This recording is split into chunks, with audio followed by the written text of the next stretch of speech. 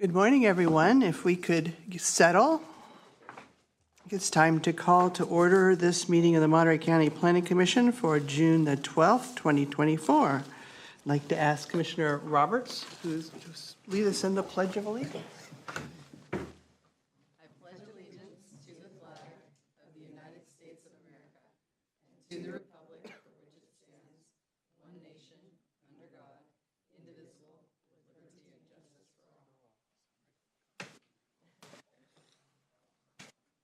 Thank you. Madam Clerk, would you call the roll, please? Commissioner Shaw, Here. Commissioner Getzelman, Here. Commissioner Work, Here. Commissioner Gonzalez, Here. Commissioner Mendoza, Here. Commissioner Deal, Here. Commissioner Monsalve, Here. Commissioner Daniels, Commissioner Roberts, Here. and Commissioner Gomez. Here. Chair, you have a full quorum. Thank you. I think we actually have a full house. Great. Thank you, everybody. This is a time I'm going to ask the secretary to go over the instructions for anyone who might be wanting to participate in the hearing remotely. Ms. Peretti, would you lead us through that? Yeah, if the clerk could pull up there we go. So thank you for joining today. For individuals who are joining via Zoom, to participate during public comment on the Zoom platform, you can raise your hand by opening the reactions at the bottom of your screen and clicking on the raise hand icon. On a mobile or landline phone, you can raise your hand and lower your hand by pressing *9.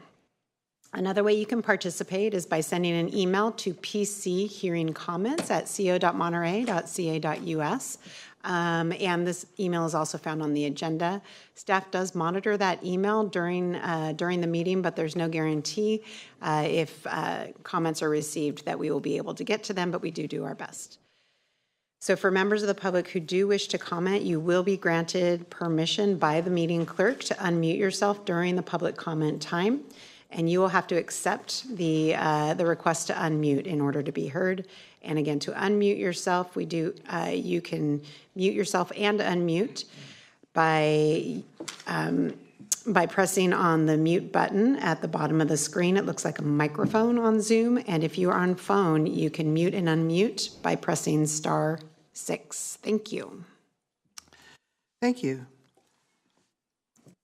So we've set aside a time on our agenda for public comments on items that are not on today's agenda, and I'd like to invite anybody to come forward who would like to do so to speak about an item that's not on today's agenda, and you will have 3 minutes to do so. Is there anybody in the chambers who would like to do that?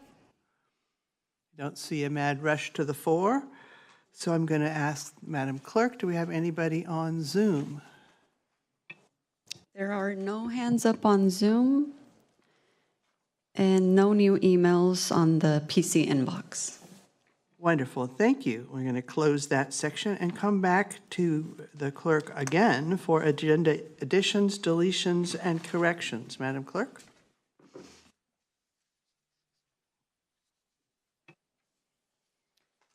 Through the chair, correspondence was received and distributed by email and on the dais for agenda item number 5, referral number 100042, inland, and referral 130043, coastal vacation rental ordinances.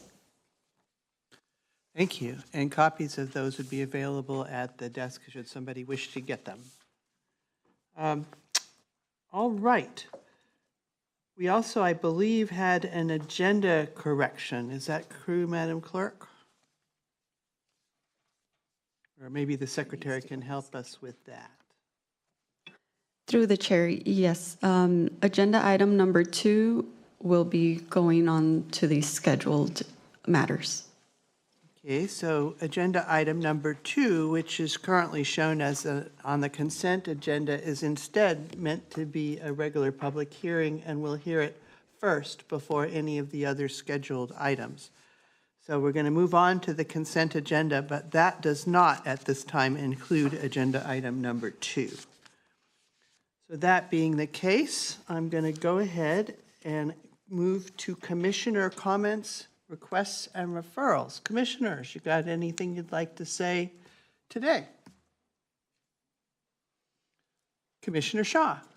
I have two things. One, I'm wondering, I had finished listening to the short-term rental meeting that I missed, so I could take part in that today.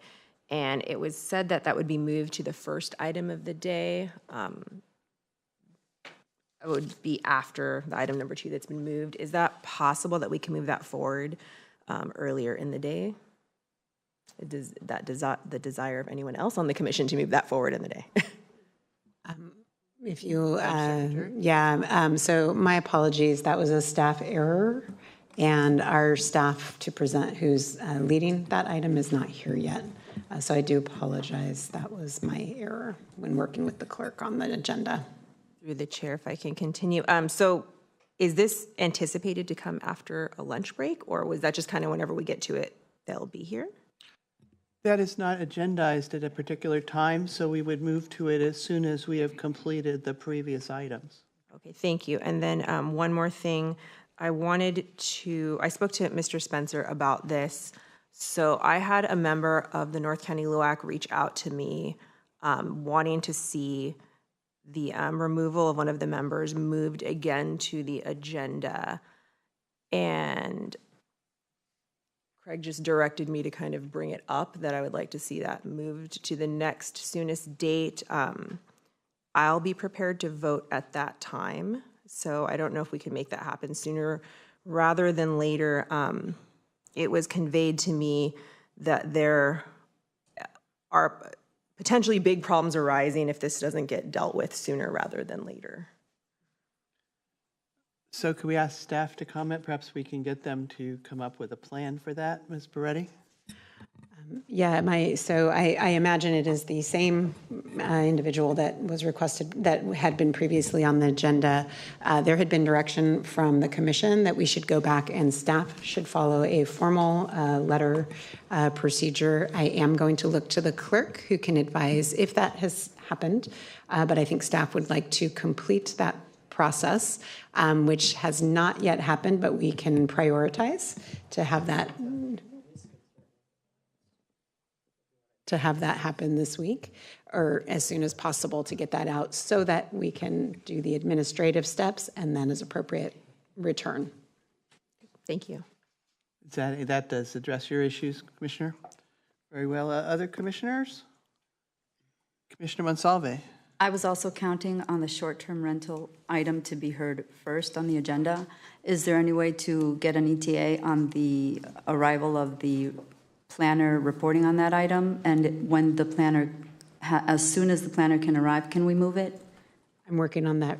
Staff is working on that right now, and it's at the commission's discretion if you'd like to adjust the agenda, and I can be prepared to answer that shortly. Thank you. I think as chair, I will say that given that, seeing no objection, we will move it as soon as is reasonable. We're not going to stop in the middle of an item. Commissioner Daniels? If I may just present an alternative thought on this, I didn't remember that I'm now remembering that we talked about putting it at the beginning, but this is now how the agenda has been publicized, and I'm just concerned there are others who may have planned their morning knowing that they had a cushion before the short-term rental item was coming forward, who may not want to miss it, or maybe who planned on being here. I don't know. I'm just suggesting that I think we have 2 or now 3 not so intense items that we're going to get there this morning, I would think, just from experience. Let's see what happens, and we'll do the best we can to move it along as expeditiously as we can. How about that? Commissioner Gonzalez. Thank you. And the request for removal of one of the LUAC members, I'm assuming that we're going to have information on why and do a little more digging than just kind of asking, because, we need to know whether it's more of a personal issue or there are other deeper issues. And at least some of the history or information in terms of why, but we probably will need to speak to the person that is we're requesting, or the LUAC is requesting to be removed so that I can make a better informed decision. Thank you. Thank you, Commissioner. I'm a little mindful we don't want to get into a discussion of the item with it not being on the agenda. Commissioner Shaw. Just really quickly, and maybe I could give this idea to staff. I don't know if this is possible, to just ask them if they're interested in continuing, and maybe they'll just say, I don't want to continue, and then we'll not have to do any of this stuff at a future date. Is that possible, that could just be put in the letter, like, are you interested in continuing? Would you consider resigning, and then go from there? I'm sure they could, and I'm sure they heard you. All right, in the interest of people who are anxious to get to the next item, let's start by doing this item, which would be, if there are no more commissioner request referrals or comments, would be, we're going to move on to the, I'm sorry, Commissioner Mendoza. Just one thing, in our North Monterey County area on Porter Drive, there's a trailer that's been parked there for months and months and months, and I would like to see if somehow we can get quota enforcement out there, because it is a public road, and it's not a good place for it. So I would really appreciate it if code enforcement would visit our North Monterey County area and kind of, things that they see out of hand, take care of them. I'd really appreciate it. Could you please repeat the location of the specific trailer? It's Porter Drive. It's kind of in front of there was a recycle center. There used to be a boat there, and the trailer has been there for months. Okay. More than anything, it's an eyesore, and it's also a hazard for all the vehicles going by there daily.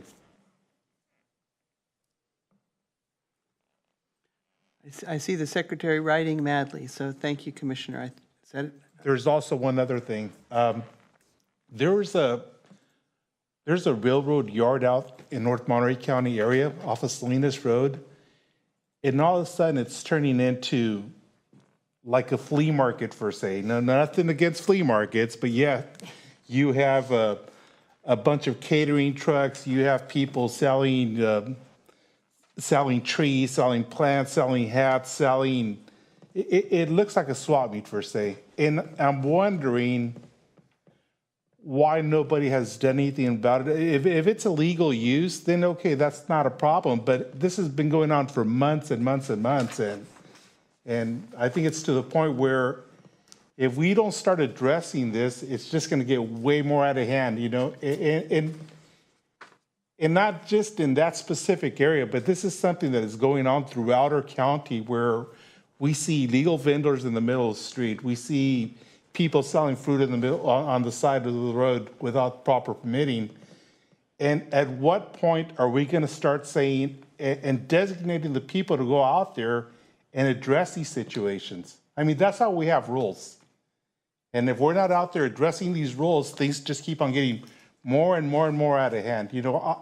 Everybody's entitled to make a living. That's not the problem.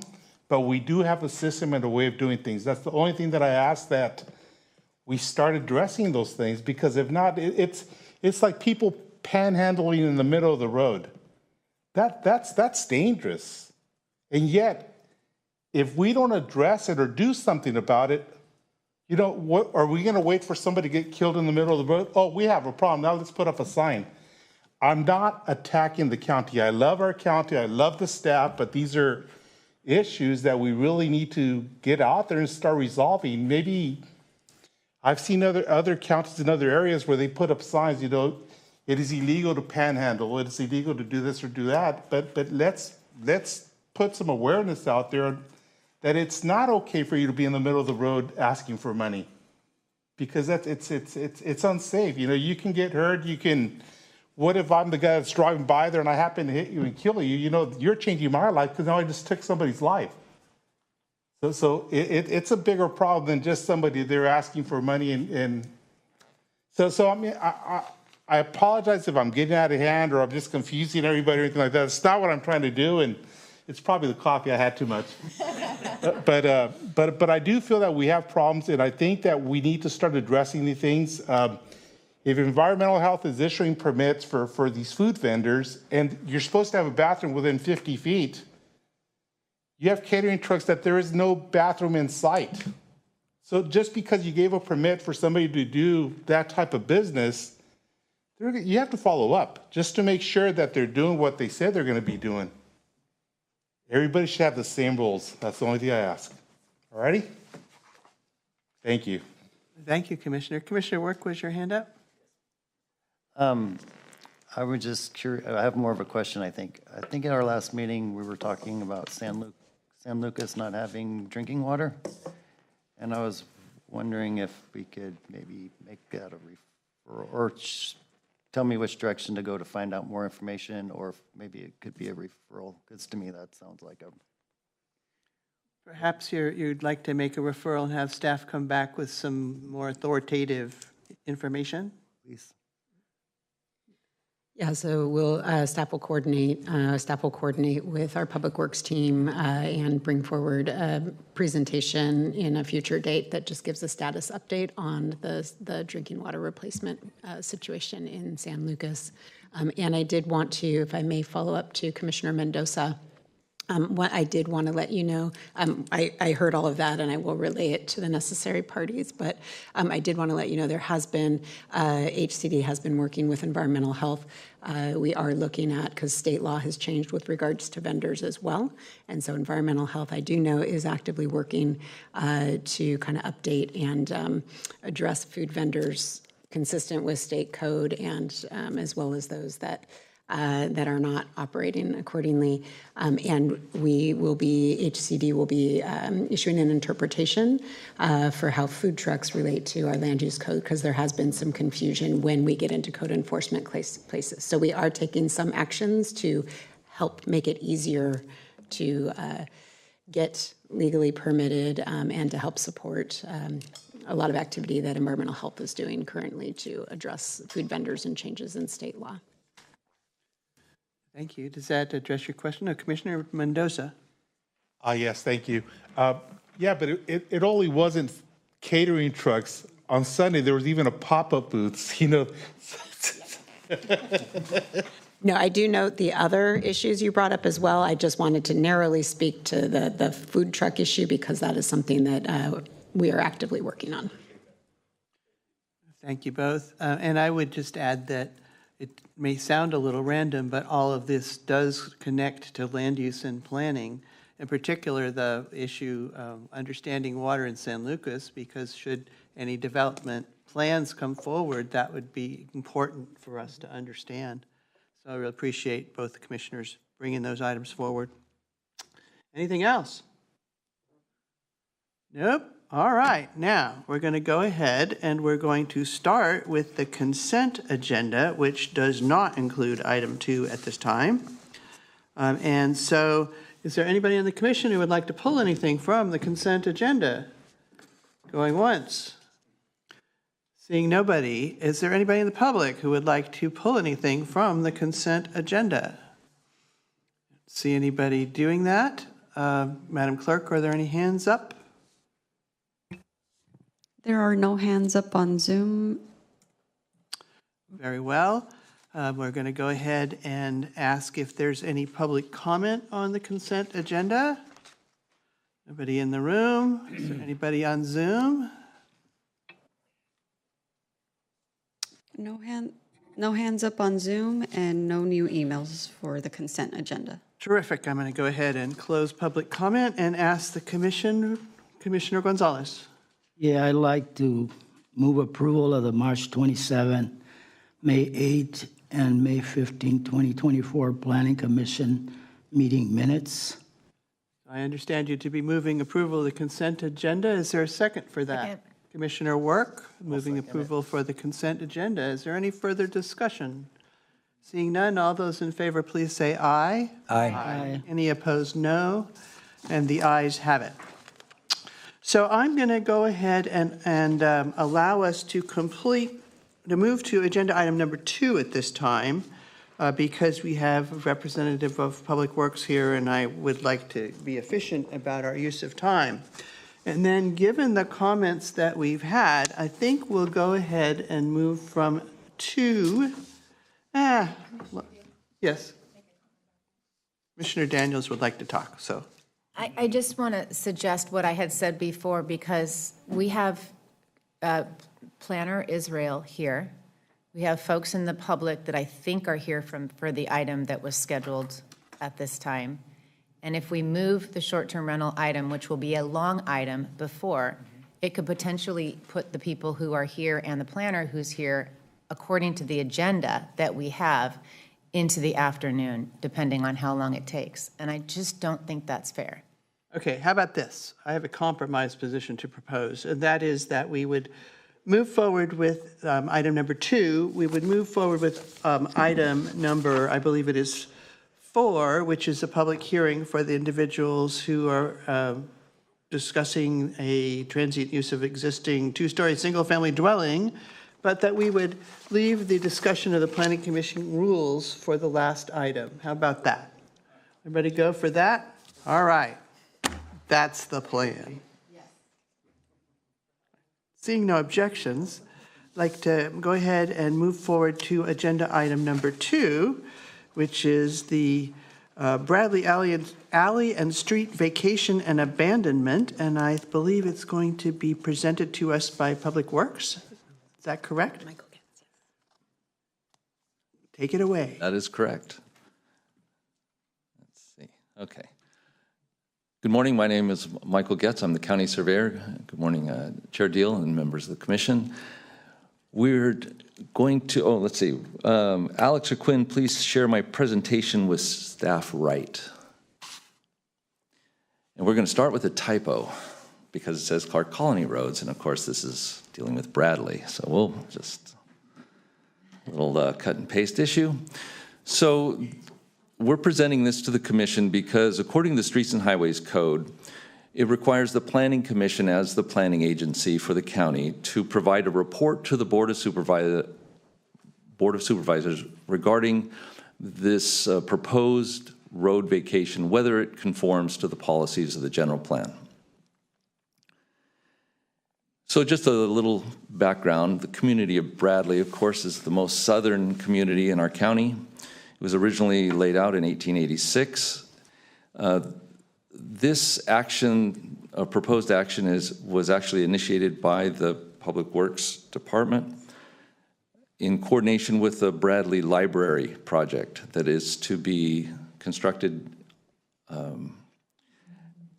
in a portion of the bus parking area in front of the school.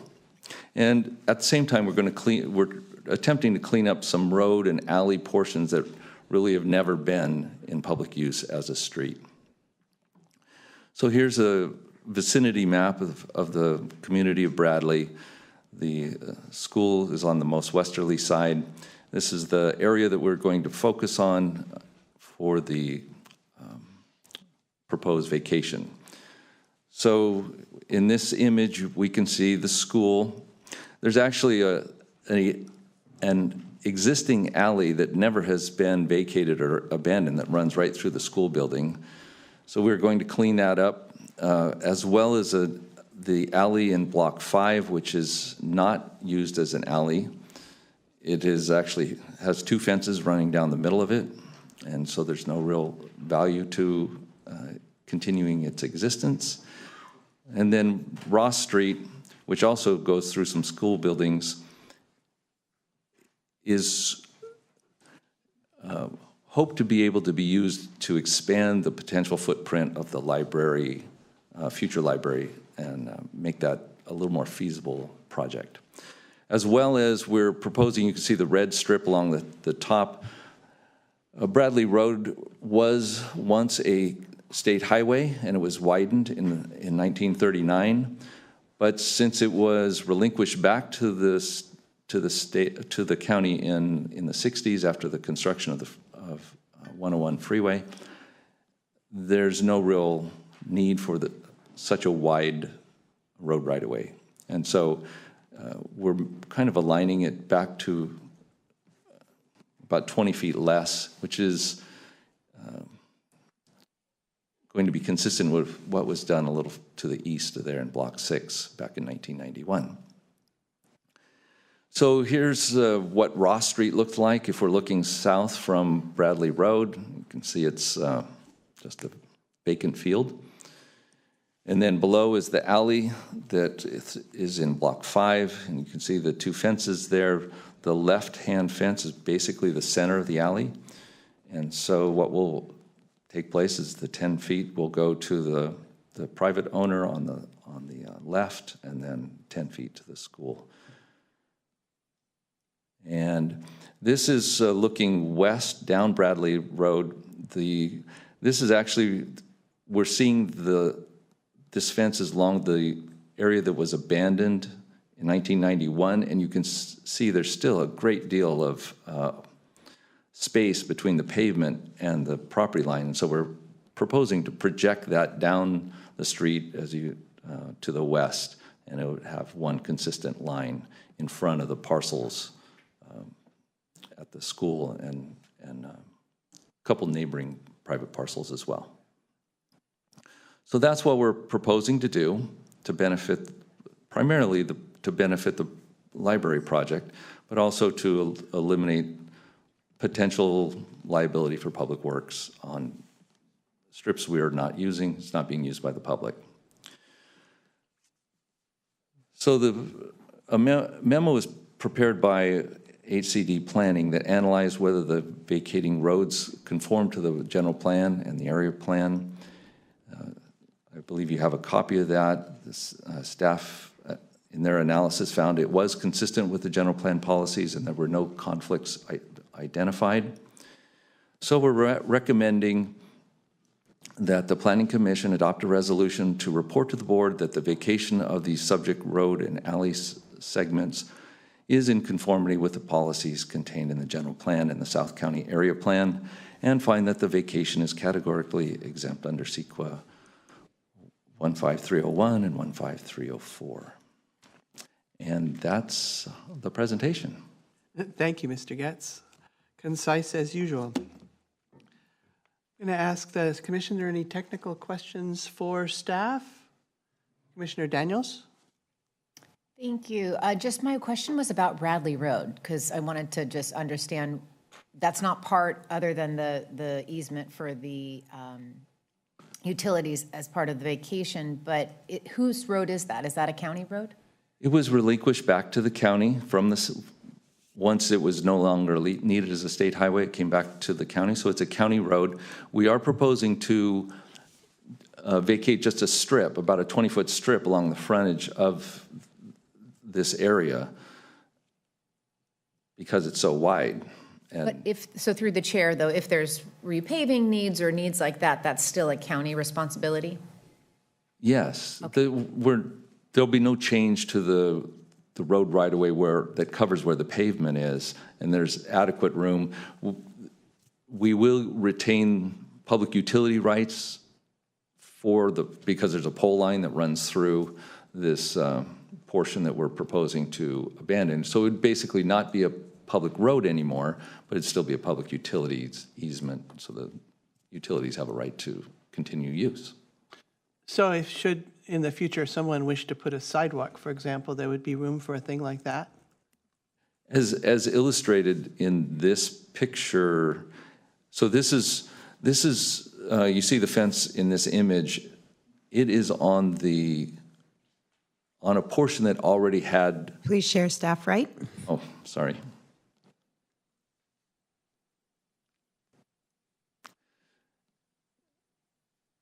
This fence is along a portion of Bradley Road that already had been vacated, about the 20 feet. So you can see there is indeed room for sidewalk and other parking along the road. So this would be a similar situation, just projected to the west. Thank you. Commissioner Work? I just have a question. What about like a bike lane? Because our bicycles use that portion of the road quite a bit to get off the highway, the new highway. Again, from the image, there's no improvements being proposed as part of this. Perhaps there will be improvements in connection with the library project along the frontage of that. But you can see there's adequate room for those things should they be constructed in the future. That answer your question, Commissioner? Commissioner Getzelman? Yes, thank you. Yeah, thank you for that very detailed presentation. So if we're looking at this image that's currently up on our screens, the 10 feet would approximately be where that keypad is that, I mean, I'm trying to visualize where 10 feet would be. Well, It's from there out. Oops. if I may go to the other image. So this fence that's located here is along the edge of the road right away because this portion was vacated. This 20 feet over here was vacated back in 1991. And I'll show you on the other So we're looking, that fence is right along this line. Oh, okay. We're proposing to push that line forward all along there. So it'll be consistent, and you can see in this aerial image, there is quite a bit of room for improvements outside the existing pavement. Okay, thank you. That certainly helped. I understand now better. Thank you. All right, Commissioner Shaw? Thank you. Mike, so who would be responsible for maintenance on that vacated portion along Bradley Road once the county vacates it?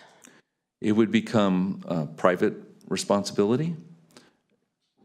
In front of the school portion, the library is proposed to be constructed somewhere in this area. And so, of course, in front of that, it would be county responsibility. And then there may be some that still, I haven't seen the proposed plan for the library yet, so I'm not exactly certain. But the portion that still fronts the school property would be the school's responsibility. So there's no change to the pavement. That will still be county responsibility. We're just talking the shoulder, which is extremely wide in that vicinity. Through the chair, I guess my only concern is this house right here on the corner of Hall Street and Bradley Road, this one over to your right. This one here? Yeah, private residence. So they're going to be responsible for that additional bit of land. And I'm wondering if they had any input, what they thought of that. And also, you're saying there are utilities still under that, correct? Under that portion? Overhead. Overhead, okay. So were they notified about this, the people on that corner? We sent out to owners within 300 feet of the project notification, received some questions, actually nothing regarding this, some other issues they were wondering about in going on in Bradley.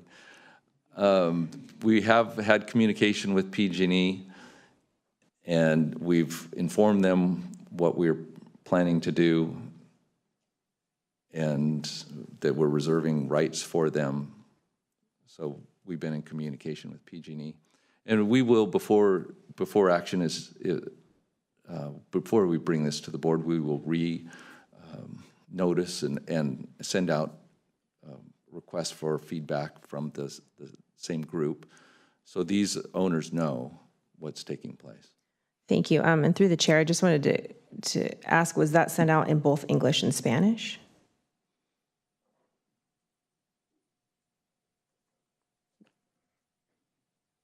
I don't recall. Okay. But we will do that in the future. Thank you. And I just, I do find this a little bit confusing. And the only reason I can sort of grasp it is because I've been thrown into the deep end up here and I'm attempting to understand it. I don't know if it would be possible to make it any clearer to the private owners, not the library and the school, what exactly is happening and what their additional maintenance, what that would look like for them day to day. If someone were to dump a load of trash there or whatever, what that entails for them. I just would hope that that would be very clear for those landowners. Thank you.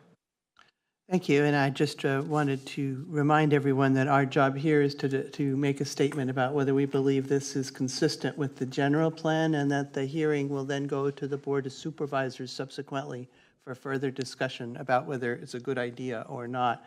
Commissioner Gonzalez, did you have your hand up? No, but I do have a couple of questions.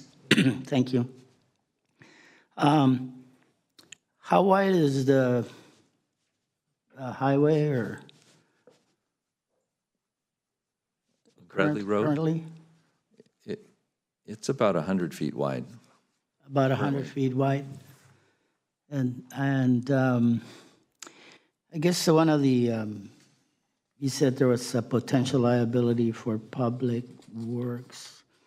Have there been any issues in the past in terms of liability to the county?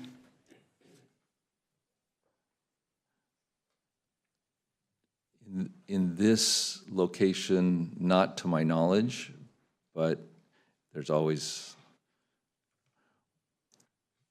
my office receives requests all the time for determining location of county road to determine whether something happened on county right-of-way or on private property, or whether it's a tree or something that's county responsibility versus private responsibility.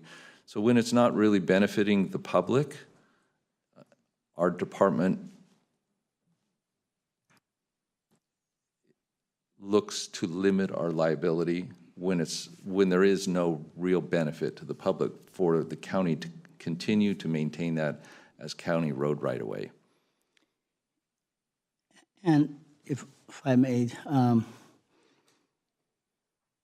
in terms of, and I don't know if, like how many square feet that the owner would be adding to their property. Is it, I guess I see there are several parcels. Is it the same owner? Is it different owners?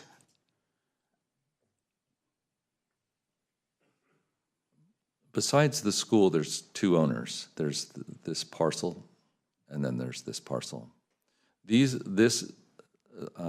owners of this parcel have a fence that goes right down the center of this alley, so they have already, it's almost acquiesced that it's been abandoned because the fence goes right down the middle of the alley.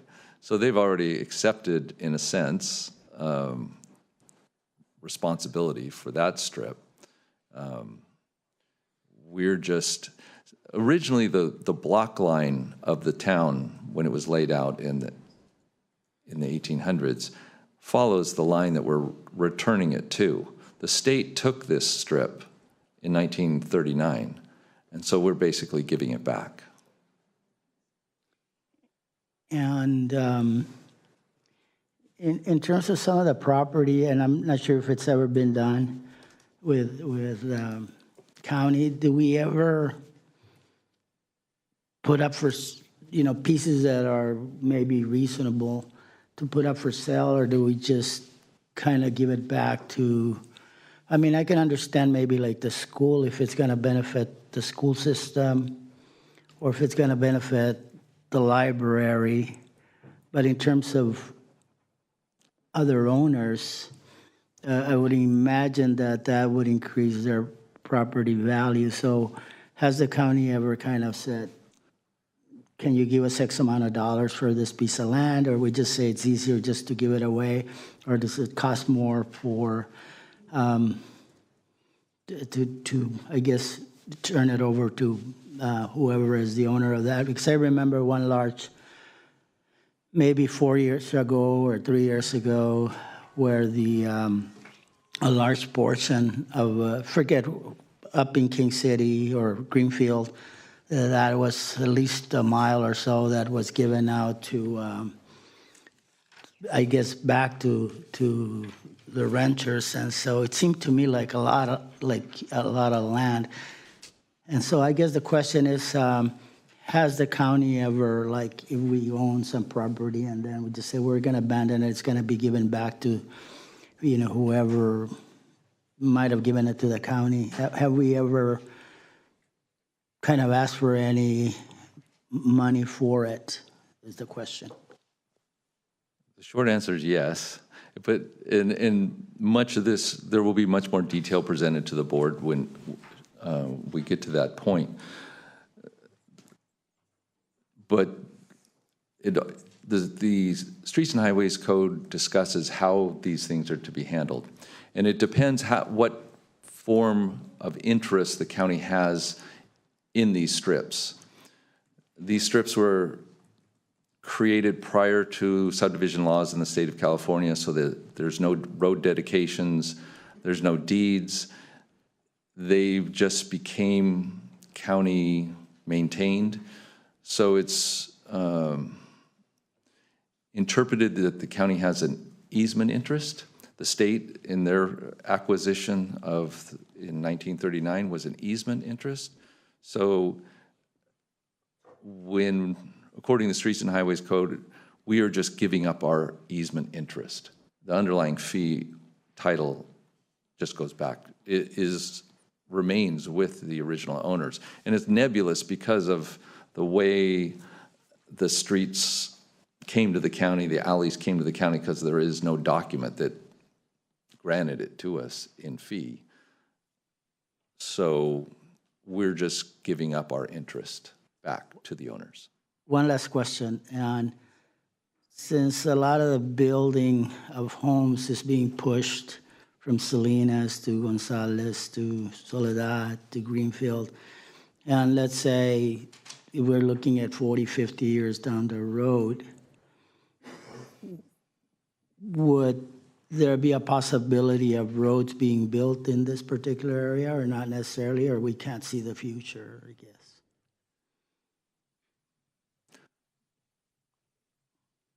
Probably can't say see the future on this. The only, we're not eliminating any of the existing roads.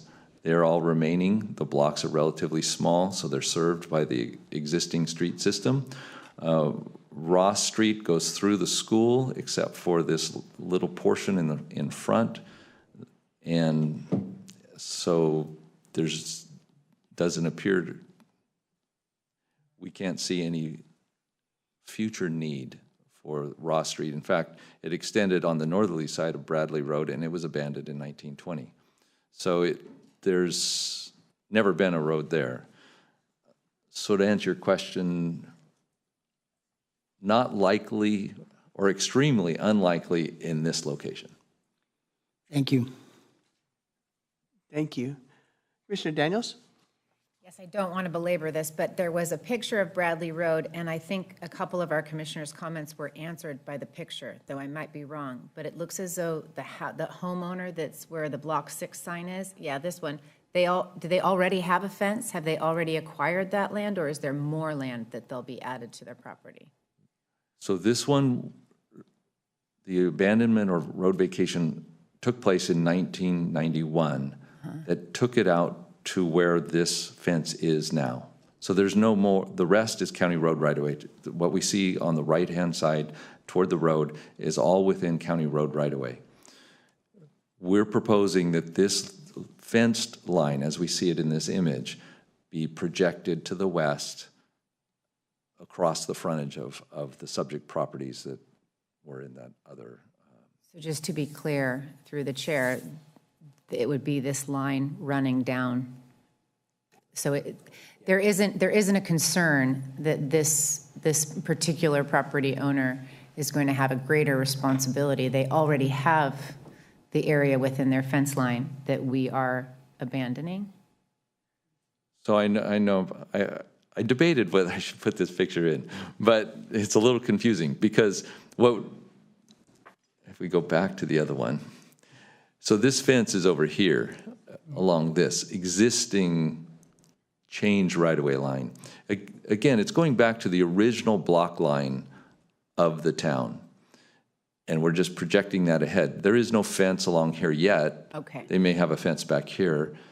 There's no fence out here. There is a fence along this line. The school has a fence along this line. They can choose to relocate their fence or choose not to. Through the chair, I'm completely fine with it. I thought perhaps the question was already answered for that project, for that property, but it's the one that's just to the right of it, the smaller square. Yes. Thank you. Okay. Any further technical questions for staff? Seeing none, I'm going to ask if there are any members of the public who would like to speak on this item. Anybody in the chambers? Seeing none, Madam Clerk, we have any hands? We do have one hand up on Zoom, and that's from Ms. Priscilla Walton.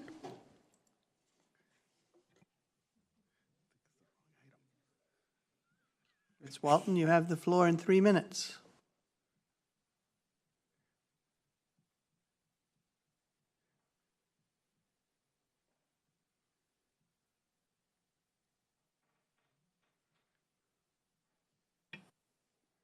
Ms. Walton, if you can accept, oh, there you go.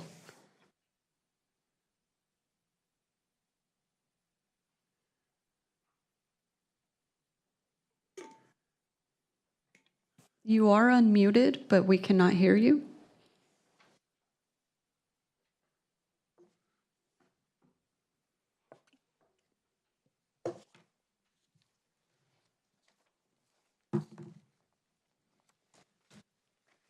Do you need to unmute locally as well?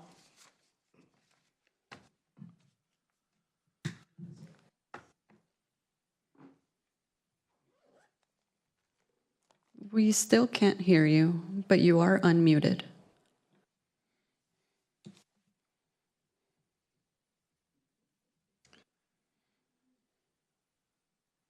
Right, unfortunately, it doesn't appear that we're going to be able to get there.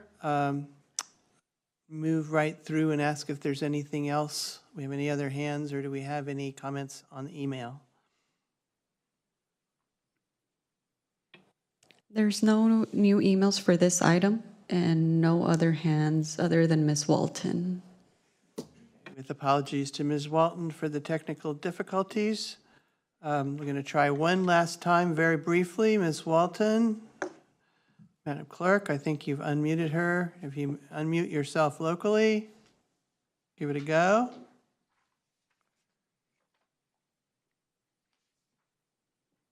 And I guess that is going to be unsuccessful. I apologize again, and we're going to close the public hearing and bring it back to the staff. I guess we didn't hear any comments, so we'll bring it back to the commission. Commissioner Monsalve? Thank you. Through the chair, just to be sure I understand, we are essentially taking that strip and giving it to those lot owners, utility poles and all. And if they wanted to extend the fence, you said they could do so, but then that would mean they could enclose that utility pole. And they will become responsible for that strip. That is correct, but that's not unusual that poles are on private property. Two of them. Commissioner Gomez, did you have a question? I'm just prepared to make a motion in support of the staff recommendation. All right. Why don't you go ahead and do that? I'll move staff recommendation. I'll second that. It's been moved by Commissioner Gomez and seconded by Commissioner Daniels to approve staff's recommendation in this matter, that we find this item consistent with the general plan and forward that information to the supervisors as outlined in the staff report. That's a lot of words. If there's no further discussion, I'd like to go ahead and call for the vote. All those in favor, please say aye. Aye. Any opposed, no. And that motion carries. And thank you, Mr. Getz. Okay, so we are going to temporarily skip over item number 3 on our agenda, the Planning Commission rules, and move directly to item number 4, which is PLN 220063, the Cuccia Colette Trust. And I believe, Ms. Israel, you're presenting this item for the staff? Yes, Sam, good morning. I just have to pull up the PowerPoint. Very well, and you have the floor.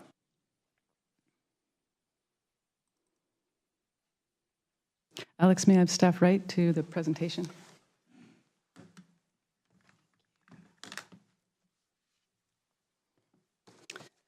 All right, as you can see on the slide, the project before you is 220063, the Cuccia Colette Trust, short-term rental.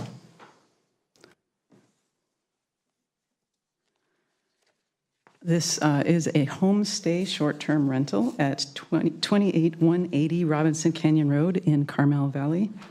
The parcel is zoned low-density residential at 2.5 acres per unit with design control, site plan, and residential allocation zoning overlay districts. This zoning district allows transient use of a residential property for remuneration subject to an administrative permit. There has been a code enforcement case opened on the property for operation of a short-term rental.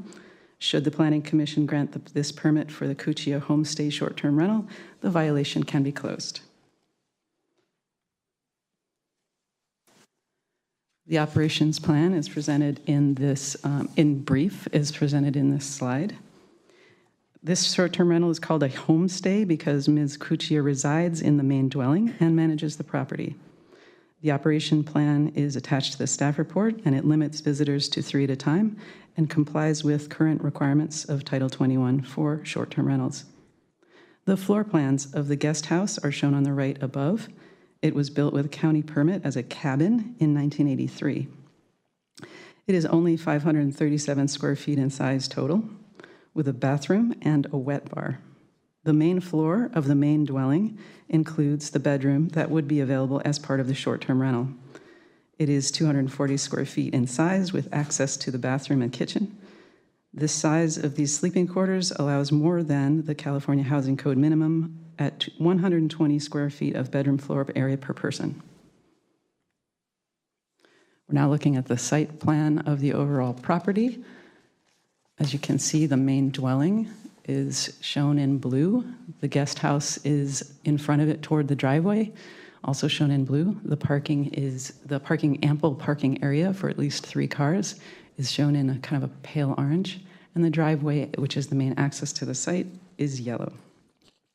The site plan shows many redwoods and other trees that fill this wooded property.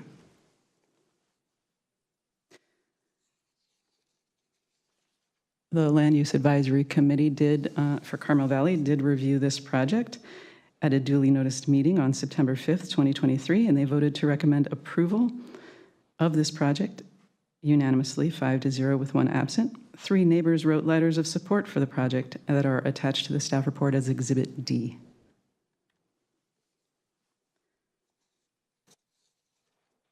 The applicant applied for a fee waiver based on the age income criteria. She was just outside of the range for qualifying.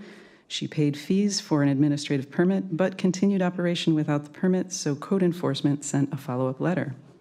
Title 21 requires that double fees are paid on after-the-fact permits that legalize unpermitted uses. Staff recommends that the payment already made for the permit be found sufficient. Planning Commission has the discretion to waive this fee. Therefore, staff's recommendation is to waive half the fees for the after-the-fact administrative permit, find the project as categorically exempt from CEQA as it involves a use that does not change the baseline use of the site, and there are no exceptions pursuant to Section 15300.2, and to approve the administrative permit to allow the transient use of a residential property for remuneration at 28180 Robinson Canyon Road in Carmel Valley. This concludes staff's presentation. Thank you. Very concise as well. Much appreciated. Commissioners, questions for staff? This is the time for technical questions. Commissioner Roberts? My question on this item is related to the fees. So I think I understand that we're being asked to waive the doubling of the fees, so a single payment versus the doubling. Okay, I'm getting affirmative nods. And so then my next question is, given hopefully that the ordinance that we will soon have, would this property have been subject to simply only needing a business license versus this bigger permitting fee? So while it's still in draft and will be discussed subsequent to this item, the concept of a homestay is contemplated as not requiring discretionary permits, but instead requiring, yes, business license, but also the vacation rental operation license. So it would be the ministerial version, not the discretionary use permit. Okay. So just to follow up, so if this operator had chosen not to operate and waited for potentially a short-term rental ordinance, it would have been a different process, I guess. Could be a different process depending on how adoption. Thank you. But it's Commissioner Daniels? Yes, I'm just wondering if you could just explain a little bit more about the code enforcement case. I'm just wondering if all of the neighbors, it appears, are supportive of the project, and we know that code enforcement isn't proactively enforcing short-term rentals in the way that some folks would like to see. How was there a complaint? And was it one of the things that, I was at Supervisor Adams' office when we got a complaint from someone who didn't have any neighbors complaining, but it was people literally combing the Airbnb and finding operations and reporting them to the county. Is that an example of this, do you think? Through the chair. In 2020, an anonymous tip came into county through a tip line, and that opened the first code enforcement case. There was a second code enforcement case that was opened because county was directed to, or county staff were directed to start monitoring. And so the second one did come out of a code enforcement officer's combing through Okay. the websites. All right. Any further? Commissioner Shaw? Thank you. Just a question to clarify, what makes this a home? Is it just because it's on the same property? Because it looks like it's an additional dwelling unit, a studio, and I'm noticing like in the LUAC, they're saying that there's no kitchen, but then in the floor plans, there is a kitchen.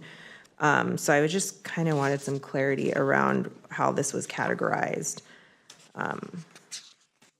Thanks. It is a homestay because the applicant lives there and does all of the management directly. And this proposal is for the cabin/guest house as well as a room in the main dwelling. So the whole property is rental for remuneration. If I may just elaborate on that. So we did discuss when the vacation rental ordinances came forward about guest houses, that they are considered a bedroom as a part of the home. And that is a part of this action as well, is legalizing the cabin as a guest house. And so, so it fits that definition. And there's not a kitchen. Staff has confirmed that with the applicant. There's not a kitchen, there is a wet bar.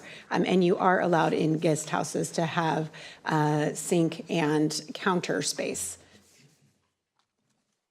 Does that answer your question, Commissioner? Thank you. Yes. Thank you. All right, if there are no further technical questions for staff, I'm going to open the public hearing and invite the applicant or the applicant's representative to come forward if you would care to do so. I'm assuming that that is you there, and welcome.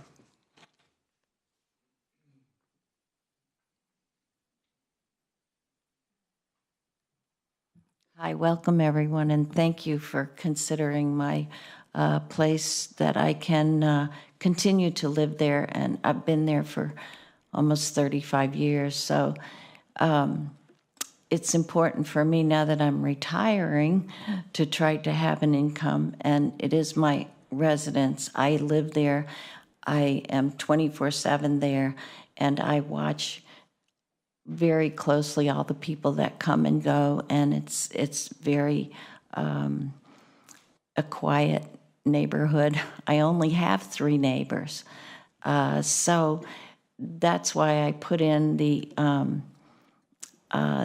request for them to give me a letter approving it and saying it was okay, and that was from all my neighbors.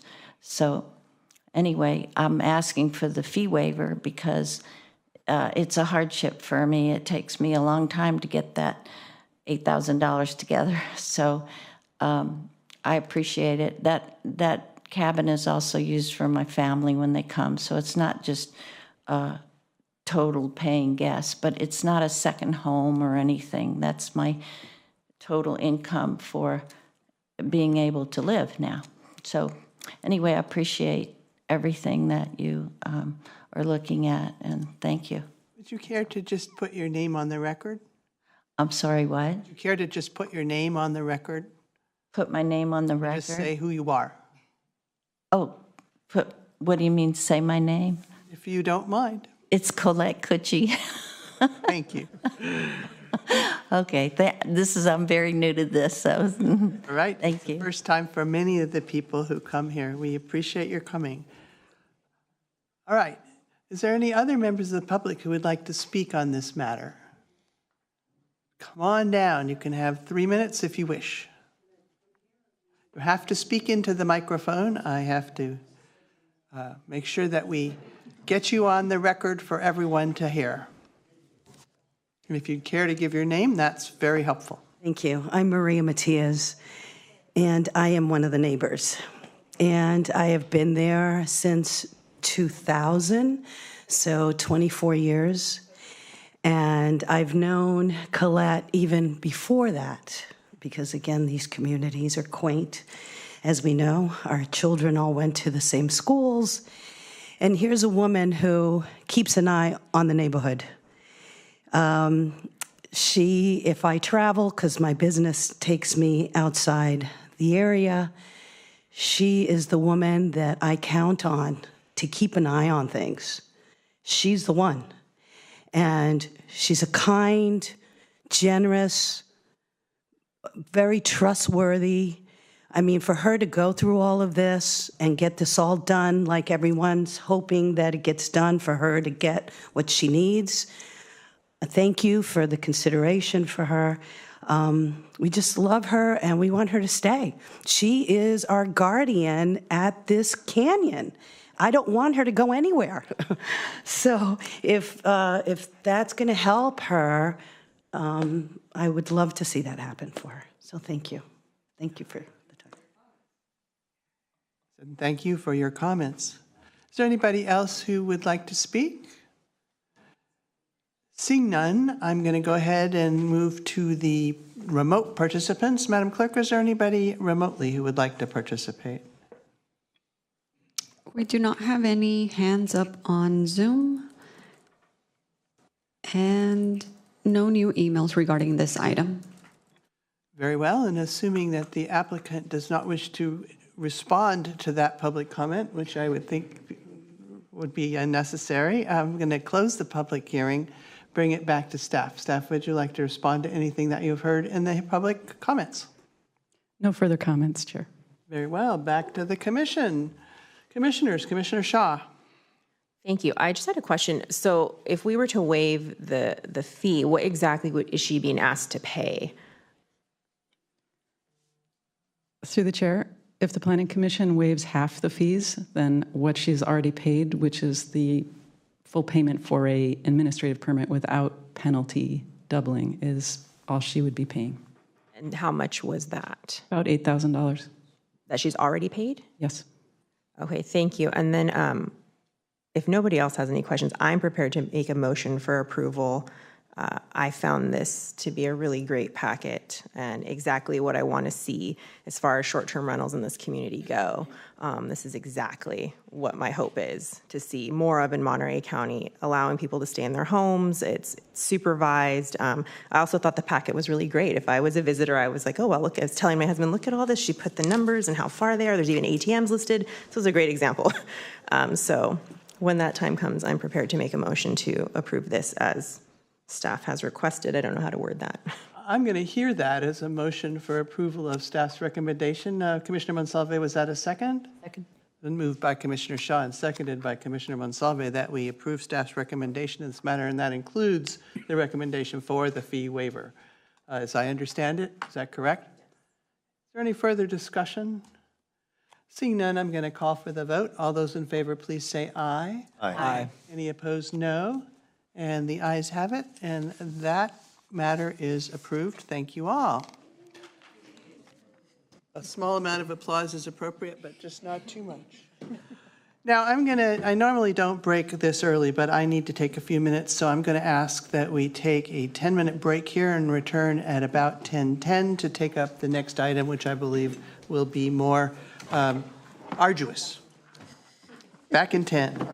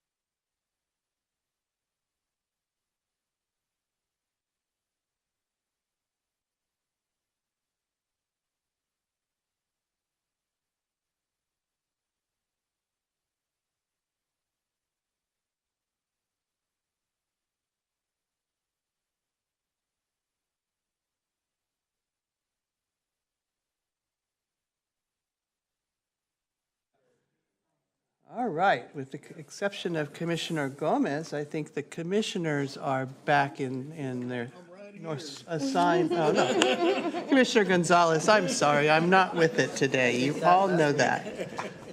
He's not correcting me, just you are. And a slight change of cast on the dais here, where we're welcoming Ms. Kenga to step in for Ms. Moretti, who's going to be part of the team presenting. We're going to go ahead and move at this time to item 5 on our agenda, which is referral 100042 inland and referral 130043 coastal, the vacation rental ordinance hearing, which we are continuing from our previous hearing. I'm going to ask council to speak a little bit about how that works. Yeah, thank you, Chair Deal. First off, I just want to acknowledge that Commissioner Shaw did note for the record that she wasn't here at our previous public hearing on May 29th. And I guess I'll just ask, was any other commissioner absent? I just don't recall. Hearing nothing, Commissioner Shaw did note for the record that she did watch the hearing, and so she's up to speed.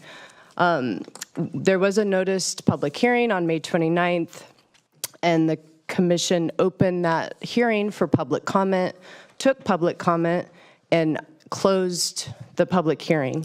So at this point, what will be happening today is the Commission will be deliberating on the item before you, and there will be no more public comment. Thank you. I very much appreciate that. And I think that what that tells us is we're now going back from the public comment period to the staff to respond to anything we may have heard in public comment or from the commission prior to get us going on this round of deliberation. So I'm going to ask the staff to get us back into the right place. Mr. Price? Thank you. And Quinn, could you please share the computer, my PC?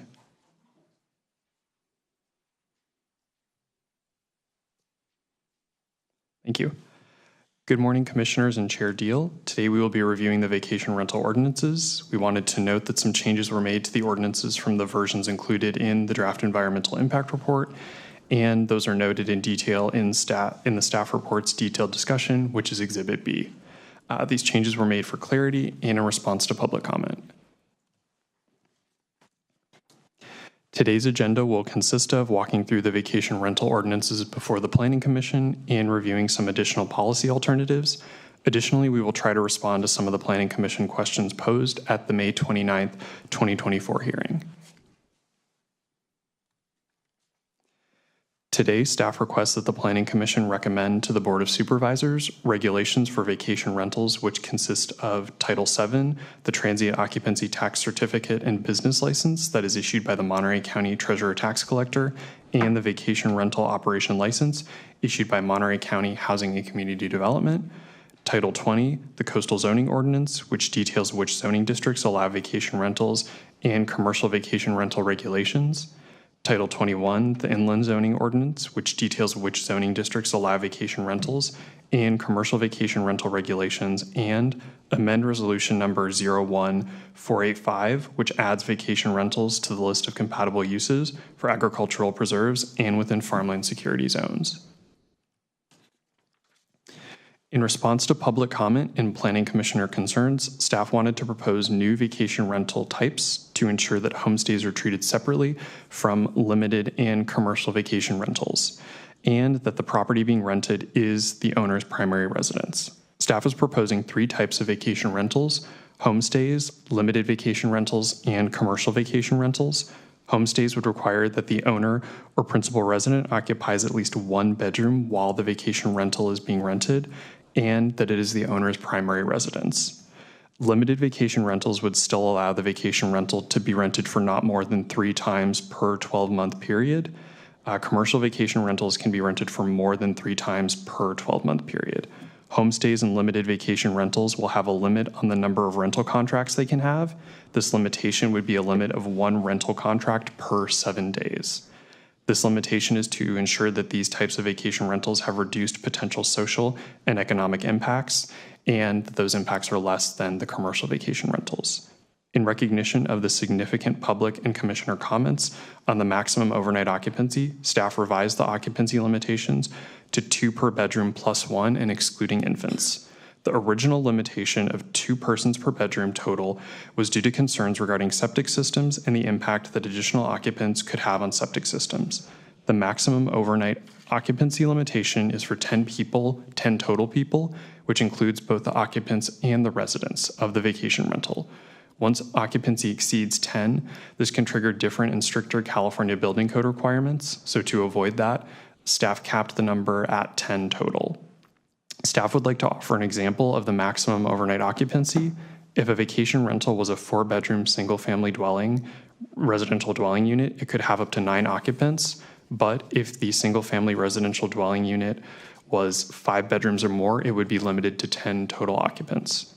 The maximum daytime occupancy was revised to be consistent with the maximum overnight occupancy, which is 15 occupants plus visitors. Homestays will require a vacation rental operation license. Limited vacation rentals would still require a vacation rental operation license. Commercial vacation rentals would still require a vacation rental operation license and a use permit or coastal development permit. Staff will now pause to receive commissioner questions and input related to the staff recommendation for vacation rental types. Is there any comments from the commissioners? Commissioner Daniels? I just want to thank you, Taylor. This is the clearest presentation I've seen to help highlight the differences and then also to see what is allowable in each category. I just want to say thank you. Thank you. I concur. I really appreciate being heard as well. Seeing no other questions from the commission, proceed.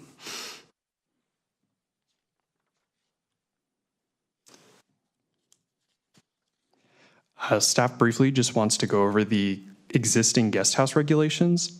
Guest house regulations can be found in Monterey County Code sections 20.64.020 and section 21.64.020. Guest houses are not allowed to be separately rented, let, or leased from the main residence, whether compensation can be direct or indirect. This limitation on separately renting, letting, or leasing a guest house is also required to be recorded as a deed restriction as a condition of the guest house approval. Renting the guest house separately from the main dwelling would violate both the guest house regulations and the deed restriction language. In response to concerns expressed by the commission related to guest houses and their ability to be rented as a vacation rental, staff has developed two options for guest houses. Option 1 would allow the guest house to be rented as a part of the single-family dwelling. The guest house would be rented as a bedroom of the single-family dwelling. This option would require minor modifications to the vacation rental ordinances. Option 2 would allow the guest house to be rented separately from the single-family dwelling. Option 2 would require that the guest house regulations be modified and that the deed restriction be amended if an applicant seeks to rent out their guest house and single-family dwelling separately. Option 2 would require that staff modify the vacation rental ordinance's language, as well as the Monterey County Code sections related to guest houses. Option 2.A would allow that there be one rental contract where the guest house is rented separately while the owner occupies the single-family dwelling. Option 2B would allow the guest house and the single-family dwelling to be rented as a limited or commercial vacation rental, with the exception that there can only be one commercial vacation rental per legal lot of record. Staff will now pause for commissioner questions and input on the guest house options. Thank you. Commissioner Mendoza? Yeah, actually, I think I like option 2 where it could be rented separately. Like if it's somebody that has a home and has a guest house and it's helping them pay for whatever utilities or whatever it is, since these are getting a little pricey, that would be a really, really good idea. That's my point of view there. Commissioner Shaw? Yeah, I wanted to agree with that as well. Like, for example, if the one that we just saw, the application we just saw, if that had been like an actual kitchen with a stove and a refrigerator, I still would have been okay with that, having the person on site. So I really love option 2A. I'm curious about option 2B, that it could be limited and commercial, so that would not be their primary residence, then they would not be on site, correct, with that option? Through the chair, that is correct. Thank you. Commissioner Roberts? First, I was going to say, I think in our ordinances, anything with a kitchen is considered an ADU and therefore not subject to this, correct? A guest house is not allowed to have cooking kitchen facilities, so a guest house would not have those facilities. And then I guess in terms of preference, to me, what the staff has recommended in option 1 kind of covers those other 2 options, but is a little more, seems to give the owner discretion. And so I think that's the difference, and doesn't specify, it gives the owner a little more discretion, I guess. Thank you. Commissioner Daniels? While I think both of these options, it's great that the homeowner is there because that addresses a lot of the issues with short-term rentals. I guess my question is, why could you not have both? Because it looks like we could have a situation where it's like what we saw this morning, where the homeowner's renting out technically a room in their house, and then it is qualifies as a homestay. It's an easier permit process. It's ministerial, or all of those things are different. And then I think the question for number 2 is whether or not we're creating an opportunity for someone to apply for a commercial or apply for a use permit or a coastal development permit if they're in the coastal zone. And then they would be operating a commercial vacation rental even if they live on the property. Is that what number 2 says? Through the chair, so 2A would allow the guest house to be rented separately while the owner is occupying the single-family dwelling, but not renting the single-family dwelling. And then 2B, there would be 2 rental contracts, so the single-family dwelling would be rented, and then separately, the guest house would be rented. And so one of those could be a limited vacation rental, or one could be a commercial vacation rental. Okay, and I'm just trying to seek some clarity here. Guest houses, I think what Commissioner Roberts brought up is really important. This guest houses technically aren't allowed to be rented full-time anyway because they don't have kitchen facilities. And so renting to someone without kitchen facilities is not according to our code. So if someone were renting in the number 2 situation, they're renting a room that's more akin to a hotel room, right? There's no kitchen facilities. It's just you're renting a room with a wet bar maybe or something like that. Access to the main house, I guess I'll just leave it there. I'm trying to process what the difference is, and I think my concern or lack of clarity has to do with what a limited 2B looks like, if that's helpful. So if I may just try to add a little bit of clarity. So if you look at option number 1, that essentially would be a situation such as we saw this morning, where an individual lives in the home, they select the room they're in, and then at least the other rooms are available, including making the main kitchen available to the guests. That was a part of if kitchen facilities are desired and needed.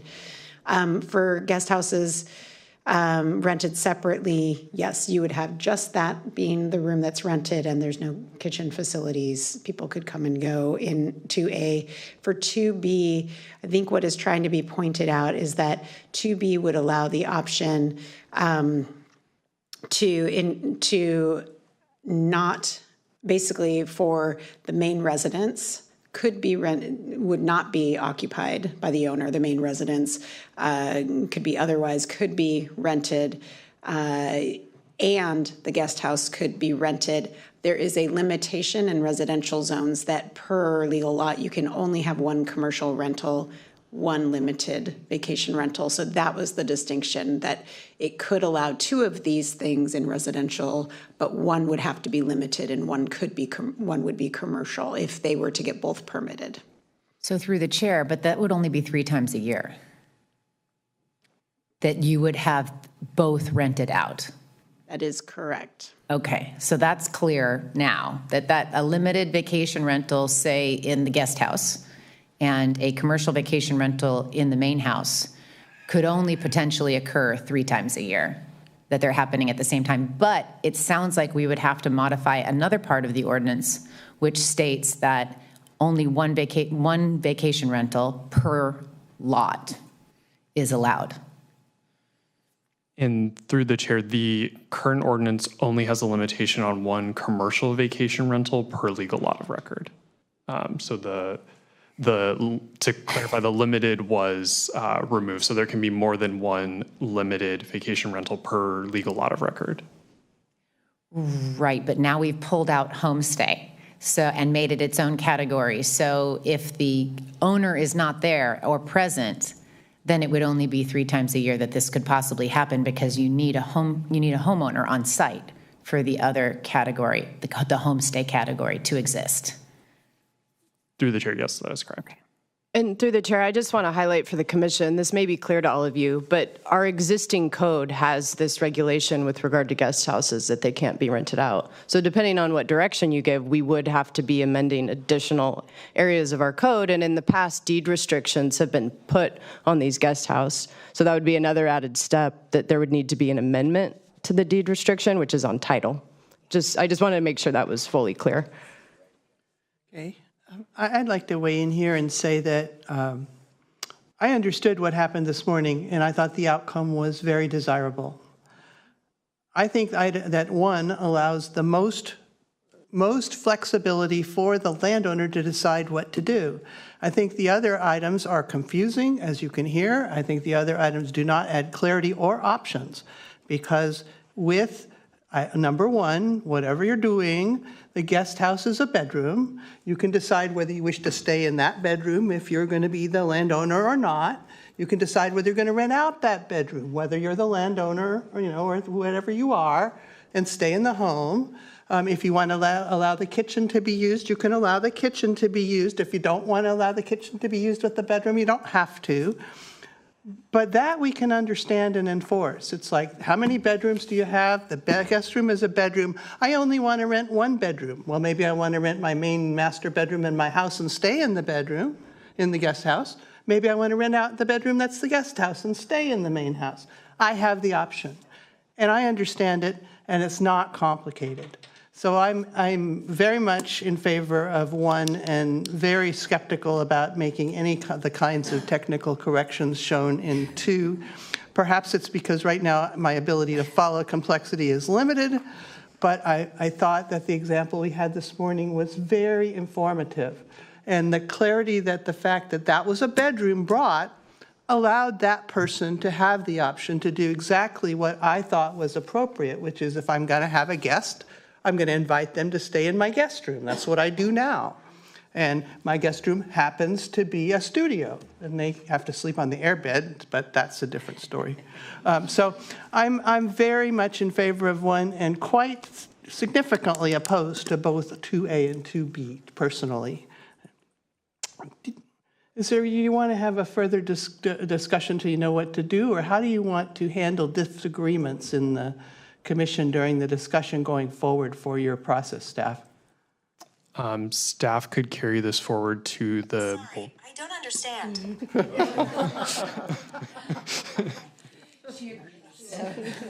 Siri is confused. I apologize. Staff can carry forward this discussion to the board when presenting the ordinances. I think one thing that's helpful is if, as a commission, we are able to ask if there's consensus, and if there's not, if we can get a feel for how divided, that helps us in bringing forward a more concrete recommendation noting the division of the commission. Thank you. Commissioner Shaw? I just wanted to speak up for myself that after the clarifying points made by the fellow commissioners, and I understand, because the guest house thing is, I'm getting it confused in my head. When I think of guest house, I think of a house with a kitchen, and I know, especially now, according to Monterey County, that's not the case. So those clarifying questions and points that were made, I have no objection to going with 1A, and I'm hoping that maybe similar to what happened with the housing element, we could just kind of do a thumbs up and move forward with each one if that works for everyone. Thank you. Commissioner Daniels? Yeah, through the chair, it sounds like I heard, though, that potentially you're taking to the board all the options and saying that the commission was interested in 1A. And I would just recommend, if we're all on board, perhaps that would be the recommendation, 1A, versus even bringing up the very confusing 2A and B. Great. Yeah, where there's consensus, that's much clearer for what we could bring forward to the board. Thank you. Commissioner Gonzalez? Thank you. Yeah, and I also believe that 1A should be the best. The other seems a little more confusing, as Siri said. But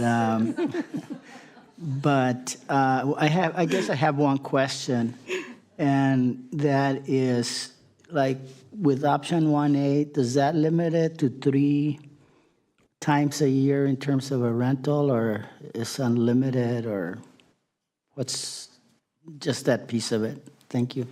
Through the chair, that would not limit it to 3 times a year. Unless it were a limited vacation rental application, in which case it would be a bedroom, right? Okay. Yes. Gotcha. Commissioner Shaw? Thank you. Sorry, after we move on from this little section, can I just go back to the previous slide after this? I just don't want to forget and let it get away from me. I just had a question about the age range for infants that are being included in the count, or not included. Setting aside the moment the request to backtrack, are there any further comments on this? Commissioner Gomez? I just wanted to say that I concur that that I agree that we should probably recommend option 1 to the Board of Supervisors. Okay, Commissioner Getzelman? Thank you, Chair. Yeah, I think too, also for the rural areas that I tend to represent, that would be the options are always important to people who are faced with this kind of, to match this option to the situation that they have available. So I would be in favor of 1A also. So I guess at this point, if there's no further comments, is there anyone who would not recommend 1A as a preferred option in this choice? I don't see any hands at all, and I'm going to take that as consensus on 1A, and I'm going to ask the staff or actually Commissioner Shaw, to clarify if there's anything else she wants to say about her backtrack. Thank you. So the age range that's excluded, so this is not 2 per bedroom plus 1 and excluding infant 0 to 12 months. So what prompted that age range? Because I know a lot of families that are going to have 2 parents and more than 2 children, and certainly older than 12. I just feel like it's a very narrow age range, and why is it not higher? I saw and heard a lot of public comments referencing other areas where it goes up to 12 years of age. Through the chair, staff has done some research, and the building code has classifications for occupants. An occupant is anyone older than 12 months. And so to kind of give some leeway, staff had added infants for the 0 to 12 month range, where they're not counted as occupants. Okay, thank you. I guess I just am expressing how that would not work for the majority of families that I know with younger children, including my own. That would be difficult. My family wouldn't even work in that 2 per bedroom plus 1 if we were renting a 1-bedroom house to stay in. So I don't know if that's something that can be changed to be more accommodating for families that have younger children. If I may, through the chair. Staff could try to take a look at it. What we're trying to balance is we're trying to make sure that it's clear and there aren't confusing exceptions. And so that's why we were trying to be consistent with building code while allowing some flexibility, because it is also health code and limitations of the 2 per because of how many, largely where we have significant septic. So it was attempting to keep it as consistent so that it could apply in all circumstances. The critical components is we don't exceed 10 residents, which include anyone over 1 year old per building code, because that does change the residential classification of the unit. And then also critical is that we don't have a situation. Part of why health was okay with the 0 to 12 months is because they're still in diapers. Oftentimes up to 2, they're in diapers as well. But then, you sort of have 2 different standards of how do we count. So we could go back and look at kind of recrafting it. Staff does believe that it will be more convoluted doing it that way with exceptions in different circumstances, just to ensure that we both meet the health and the building limits that we're trying to ensure. All right, thank you. I was just kind of wondering. Commissioner Monsalve? Thank you. I think I have 3 questions. 3, yes. I feel like the maximum overnight occupancy addresses at least my concerns from the last meeting, and although the infant age might seem restrictive, I know that the platforms for these vacation rentals also limit the number of children, or the number of total people, and they include the children. They even include infants. So I feel like we don't need to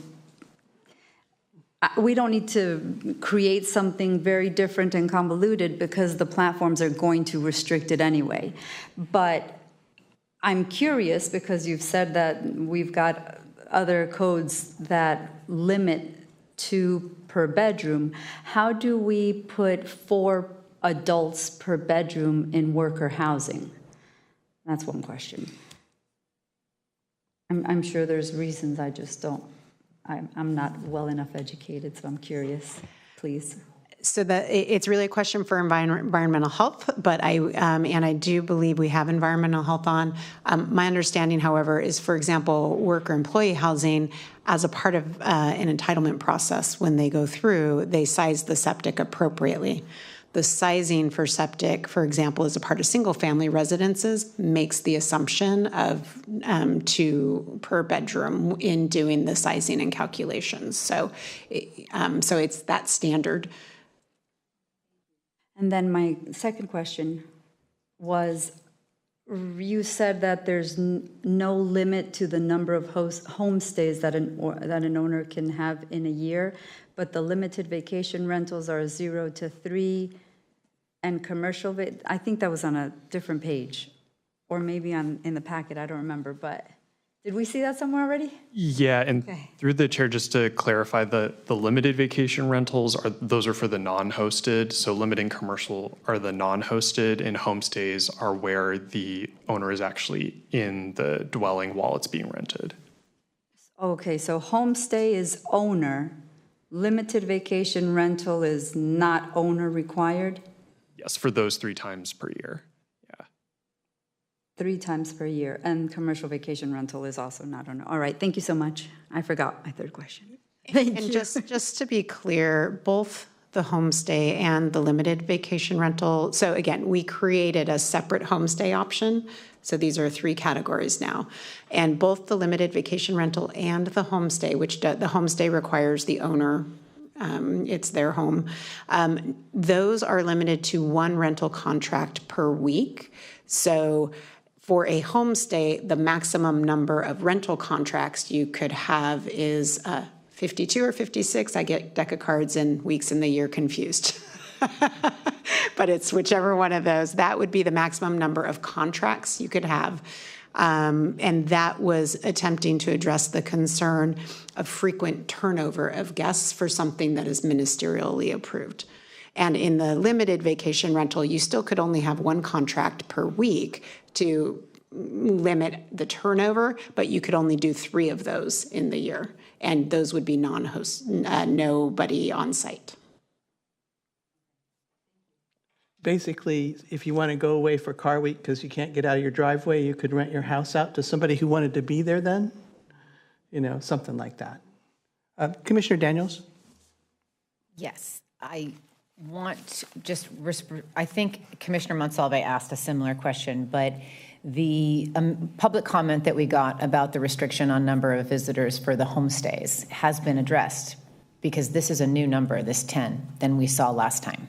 So even though we have 2 points that we're making in D for homestay, one is that two per bedroom plus an infant, and then not more than a total of 10, including the residents at one site. Just for the record, to correct that, so it's 2 per bedroom plus 1 additional for the whole house, and that does not include infants. So does not an unlimited number of infants if you choose to vacation with lots of infants. But in reference to the public comment that we got, this addresses that. Yes, through the chair, that was an attempt to address that. Thank you. Okay, anything further at this stage? Seeing nothing, Mr. Price, would you lead us forward, please? Yes, the board directed staff at the May 21st, 2021 board hearing to not count vacation rentals against any visitor serving unit caps that exist in some land use and area plans in Monterey County. There are 4 planning areas in the county that have visitor serving unit caps, which are the Big Sur Coast Land Use Plan, the Carmel Valley Master Plan, the Del Monte Forest Land Use Plan, and the Moss Landing Community Plan.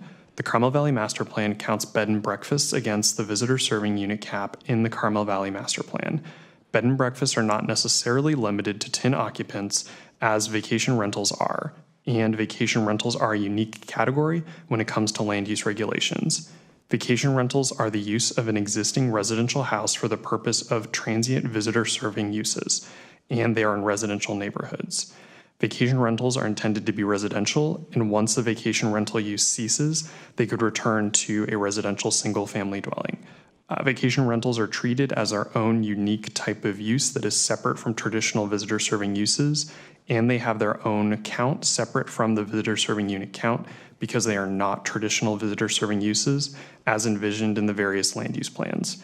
Vacation rentals are considered uniquely in the Monterey County Code, which is why the existing regulations for vacation rentals were written separately, because vacation rentals are a unique use that is not the traditional visitor serving use. Additionally, the existing Monterey County Code for vacation rentals specifically states that vacation rentals are transient use of residential property for remuneration and are not counted as traditional visitor serving uses. Staff will now pause for commissioner questions and input on VSUs and the Carmel Valley Master Plan. Or any of the plans, right? Yes. Okay. Commissioners? Commissioner Daniels? Sorry, it's a comment, not a question. But I have such a hard time with not counting a visitor serving use as a visitor serving unit. But I think we have to take this slide in the context of all of the other parts of the ordinance to truly see how it fits together in order to have a similar use to a residence, like perhaps a homestay does, as compared to a commercial vacation rental. And I'll just leave it at that.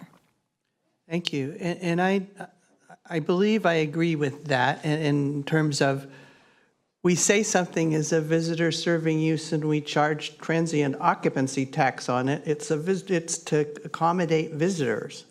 So the idea that a commercial vacation rental isn't a visitor serving use, that it's some other dish of tea, I mean, it walks like a duck.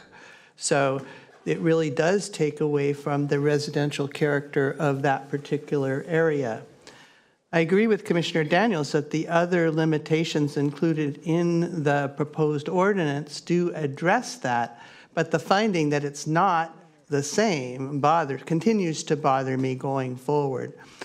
I would also say that one of the things that persuades me, I'm going to go off on the side and say, we all know we've been going around the circle with this ordinance for so long, it's hard to get out of the details. We've been in the details so long, but the the perfect is the enemy of the good. We need a working ordinance. We need a working ordinance very much, and we need it now. And if it's not the ideal ordinance that I would imagine in the best of all cases, I, for one, am willing to look towards the certainty and the benefits of understanding what we're planning rather than whether it's exactly what I personally, if I were the queen of the world, would prefer. And so one of the things that persuaded me here was the reduction of the percentage allowable of a planning area that would be allowed to be commercial vacation rentals. So as we reduce that number from, I think we had it originally considered it at 6%, and now we're considering it at 4%. If we then look at legal vacation rentals that are permitted under an understandable permitting system, and we go with that limit, I can bring myself to support not including it in the visitor serving units with all of the other provisions that are currently present in the draft ordinance. If it was just going to be pulled out wholesale, I would be very concerned. But because I do think that it changes a unit from being available to a resident, and you've all heard me say it so long, I know it's boring, but residential units are in short supply. We don't have enough. They need to have residents in them, even if it's not forever, if it's for 7 years. I don't want to give up that unit. We just went through the housing element. I hate even giving up the possibility of 4% of them for the next week, much less for 7 years. But given all of the things we've heard over the years now, and all of the consideration and planning that's gone into balance to try to come up with an ordinance, this is an area where I personally am willing to step beyond my comfort level and say, yeah, I see why we're doing this, and I can go for that. Is there anybody who feels differently about these? Or can we let the staff know that we're okay with it, or are we not okay with it? Any objection to what we see on the plan in the proposed ordinance? Seeing no objection, I'm going to call that consensus and ask Mr. Price to move us along. If a commercial vacation rental is on a private road, the applicant must comply with the chapter of the Monterey County Code 16.80, also known as Regulations Relating to Applications Involving the Use of Private Roads. When HCD Planning reviews an application for a commercial vacation rental on a private road, there are 3 primary items that are reviewed to ensure that the rental is in compliance with Monterey County Code regulations. The first check is whether there is an access easement in place, which effectively allows individuals to access the property from the private road. The second check would be that there is a maintenance agreement in place, which is an agreement between parties to a private road concerning the costs and responsibilities of those parties for upkeep and repair of the private road.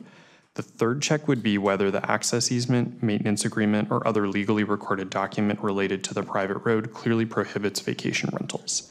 If all of these items are in place and the vacation rentals are not prohibited, the commercial vacation rental application would satisfy the Monterey County Code requirements. If any or multiple of these items were not in place, the commercial vacation rental application would have a condition applied that they would be required to provide proof to HCD Planning before the commencement of use, or in certain cases have a denial. If these conditions were never satisfied, the vacation rental would be prohibited from operating, even if it received an entitlement.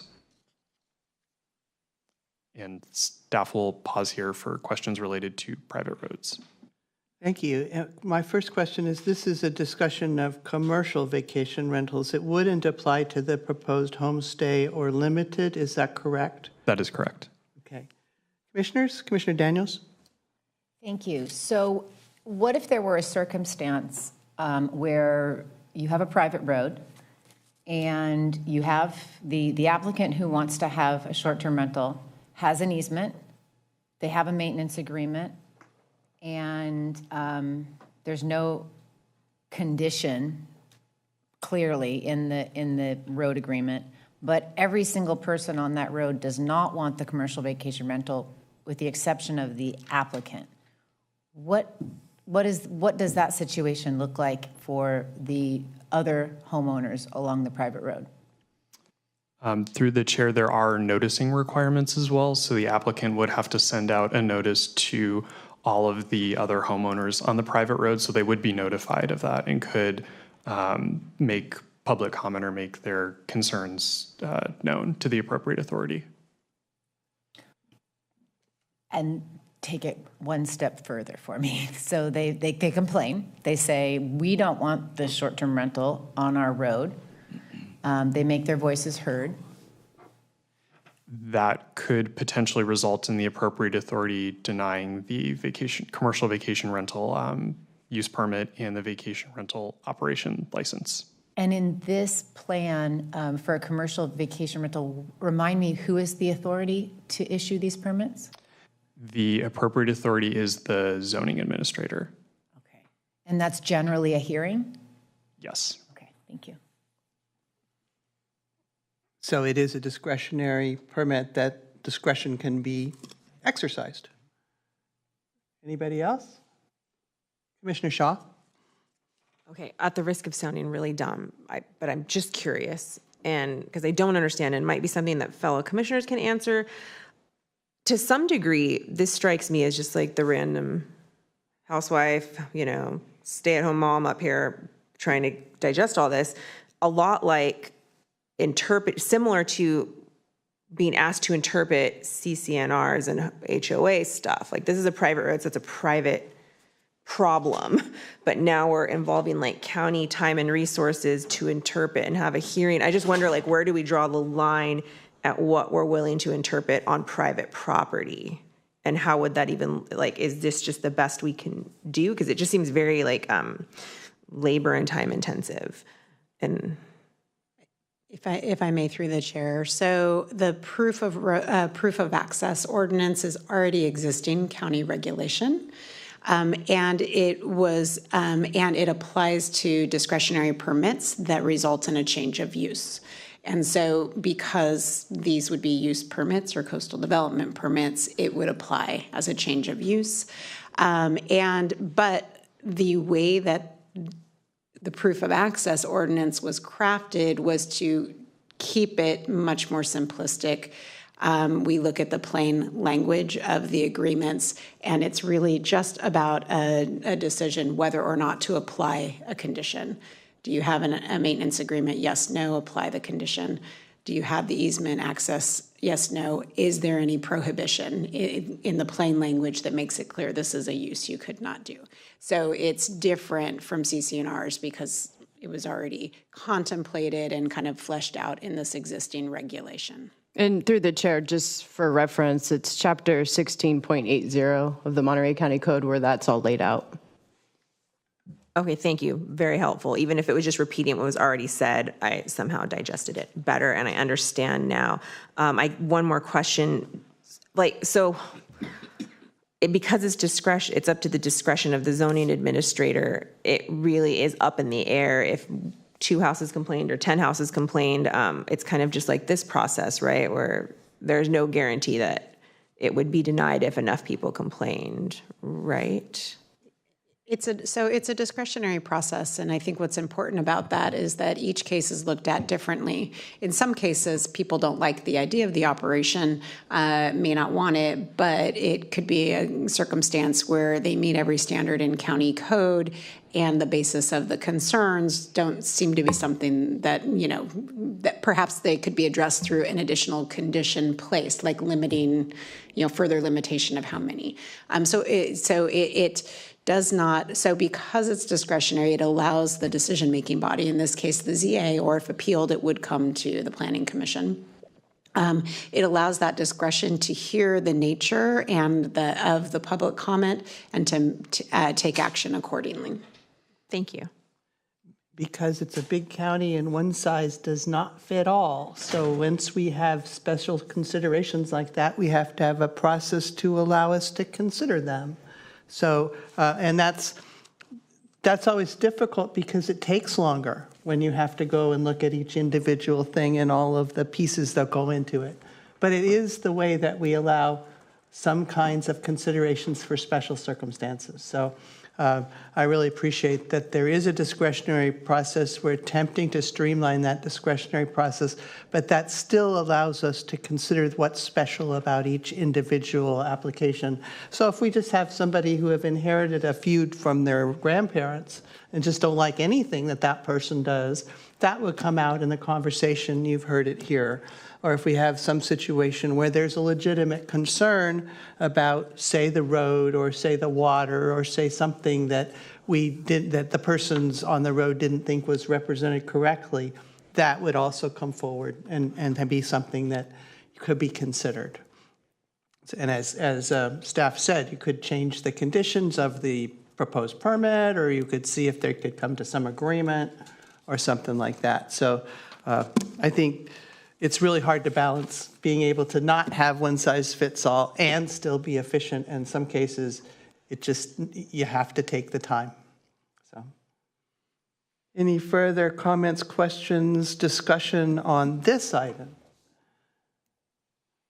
Is there any objection to what is put forward in the draft as described on this slide and discussed? Any objection on the commission? Seeing no objection, let's consider that as being consensus. Move on down the road, please, Mr. Price. Staff recommends that the ordinances remain silent on HOAs and CC&Rs, but there are two other options for the Planning Commission to consider. Option 2 would require applicants to affirm that they do not violate the terms of their HOA. This requirement could be an administrative step in the application process. But because HOAs are agreements between private parties, the county does not regulate private agreements. Therefore, if there were a disagreement between the applicant and the HOA, this option would still require that the county be involved in researching and rendering a determination on these private agreements. Option 3 would require the applicants to provide proof to HCD that their HOA allows vacation rentals. This option would require that staff modify the ordinances and would require that county council and HCD planning staff review the HOA language to ensure that the HOA complies with the Davis-Sterling Act and that the language prohibiting vacation rentals was clear. Staff ultimately does not recommend changing either the ordinances or the administrative requirements of the ordinances due to the legal complexities of HOAs, and that the majority of other vacation rental ordinances throughout the state stay silent on HOAs and CC&R language, as these are private agreements that the county is not a party to. Staff will now pause for commissioner questions and input on HOA options. Commissioner Daniels? Thank you. Our current ordinance, Title 21, is it silent on HOAs, the ordinance that exists in the inland? Through the chair, the current ordinance is not silent. And through that process, that is a part of where staff's recommendation is coming from because of some of the circumstances that have arose and the absolutely substantial amount of time that is required to sort through those complexities of those private agreements. Got it. Thank you so much. Thank you. I appreciate this and would support the staff's recommendation for option 1, absolutely. I've been troubled that HOAs with significant amount of power have been able to exercise it in a way that is not available to most people. And the other way, looking at it the other way around, that an HOA as a group or individually would still have the opportunity to come forward and make their points about whatever their concerns were for commercial vacation rentals under the proposed ordinance without having to refer to some sort of agreement which we may or may not have properly documented. So that's been a troublesome thing, as you noted, staff, throughout our considerations. And I would welcome removing that from the equation and would strongly support number 1. Anybody else? Is there any objection to item number 1 as highlighted on the screen on the commission? Hearing or seeing no objection, let's consider that to be consensus and move forward. All the rules and regulations for vacation rentals apply in all zoning districts that allow vacation rentals in the unincorporated Monterey County. Vacation rentals with active agricultural operations are required to meet additional requirements by having a property manager, owner, or operator residing concurrently on the property while it is being rented as a vacation rental. This would be required for homestays, limited vacation rentals, and commercial vacation rentals with active agricultural operations. This was added based on public comment during the outreach to agricultural landowners, as well as input received from the Agricultural Advisory Committee to address concerns about occupants endangering themselves or the agricultural operation. Additionally, staff went to the Agricultural Advisory Committee on April 25th, 2024. The Agricultural Advisory Committee recommended with 6 ayes and 2 noes to the Planning Commission that the Williamson Act compatible uses language be amended to allow vacation rentals as a compatible use. The recommended amended language to the compatible uses requires that the owner, operator, property manager shall concurrently reside on the property while the vacation rental is being rented. Staff will now pause for Commissioner questions and input on the on-site active agricultural operations. Thank you. Commissioner Getzelman?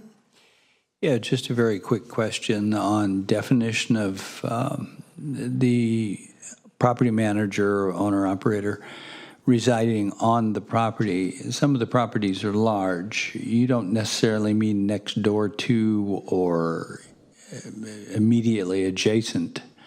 It could be a cabin somewhere on the property, but as long as the owner is there is in their home while it's being rented is what we're talking about, correct? Through the chair, that is correct. Okay, thank you. Commissioner Monsalve? Thank you. I'm not clear if this would qualify as a owner, operator, property manager are hosts. So then this would qualify as a hosted? This option, the vacation rental in this case could be a homestay, which would be hosted. It could also be a limited or commercial vacation rental. It's just any vacation rental with an active agricultural operation on site. This would apply. And just for clarification, for many of because agricultural land is much larger, there can be often more than one home or dwelling on the property. Oftentimes they may have like a ranch manager who lives on the property and otherwise. So it's typically that in these circumstances, while it could be a homestay, I think often there are multiple housing units as well on the property. Does that answer your question, Commissioner? Almost. Go for broke. Thank you. It would still, so it could qualify as hosted or non-hosted, but you still have the 10-person per lot restriction. Through the chair, the 10-person per dwelling unit, per rented vacation rental dwelling unit. So the 10-person total is per each individual vacation rentals. So if you hypothetically had 2 vacation rentals on a lot, there would be 10 people in one and 10 people in another maximum. But only one of those could be commercial. Correct. Okay. Thank you. Commissioner Shaw, did you have your hand up? I did. Thank you. I noticed that there are 2 no's on here, and I didn't see any notes if there was any input from them why they voted no on this. And I don't know if you could expand on that if there's anything to expand on. Through the chair, there was a concern. One of the members who voted no expressed a concern about this particular requirement and that they worried that it may potentially limit vacation rentals on active agricultural properties.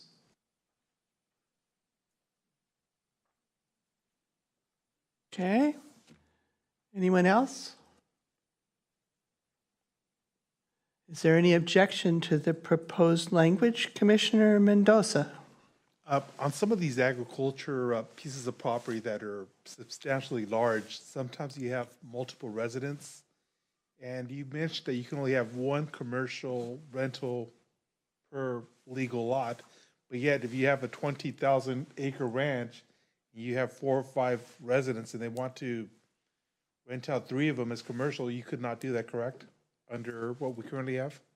Through the chair, that is correct. except for, just to clarify, there is, in commercial zoning districts, you are allowed to have more than one commercial vacation rental. Okay. Any further discussion of this item? Seeing none, is there any objection to the language and provisions as proposed in the draft ordinance? Seeing none, I'm going to call that consensus and ask Mr. Price to move us forward.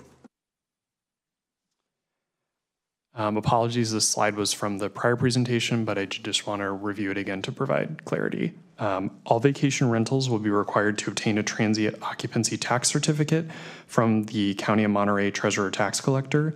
Then all vacation rentals will be required to obtain a vacation rental operation license from the County of Monterey Housing and Community Development. All commercial vacation rentals will be required to obtain a use permit or a coastal development permit from the County of Monterey Housing and Community Development. Finally, all vacation rentals are required to obtain a business license from the County of Monterey Treasurer Tax Collector. Staff would also like to highlight that all existing hotels will be required to obtain a business license as well. The vacation rental operation license, use permit, and coastal development permit for vacation rentals are not required to comply with the Permit Streamlining Act's 30-day review period. Staff would just like to highlight that note again. And just one added piece, it's not on this slide, but homestays would appear in every box that the limited vacation rental appears in. Commissioner Daniels? Thank you. I'm not clear about the additional business license that we're including with the short-term rental ordinance that would then also require all hotels to get an additional license. What is the need and why are we doing that? And through the chair, if I may move to the next slide, I hope to answer some of those questions. Go for it. So the Treasurer Tax Collector business license requirements. So the business license is the license to operate. It's annually renewed. It ensures that the TOT is paid. It also ensures that the operator information is current within the county.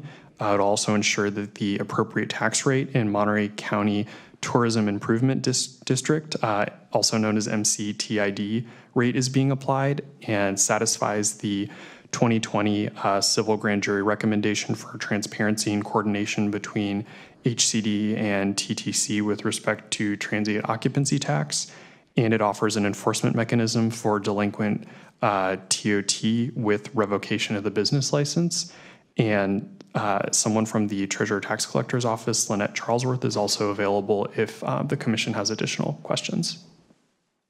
I have one, which is, don't hotels and other existing hospitality businesses have to do that now? Welcome. Make sure your microphone's on. Are you? It's on? Okay. Excellent, thank you. Good morning, Commissioners and Chair Deal. I'm Lynette Charlesworth, the Treasurer Tax Collector's Office. Currently, our department does not require business licenses to be obtained by either short-term rentals or hotels, motels through our office. That would be an additional requirement falling under the ordinance that you're discussing today. Part of the reason that they are looking at including the business license is it gives us some of the points that Taylor addressed, some of the additional enforcement of revocation of the business license if there is unpaid transient occupancy tax. And it also is a annual renewal where the TOT certificate is a one-time issuance upon the business opening. So it's not something that's renewed annually where the business license would be.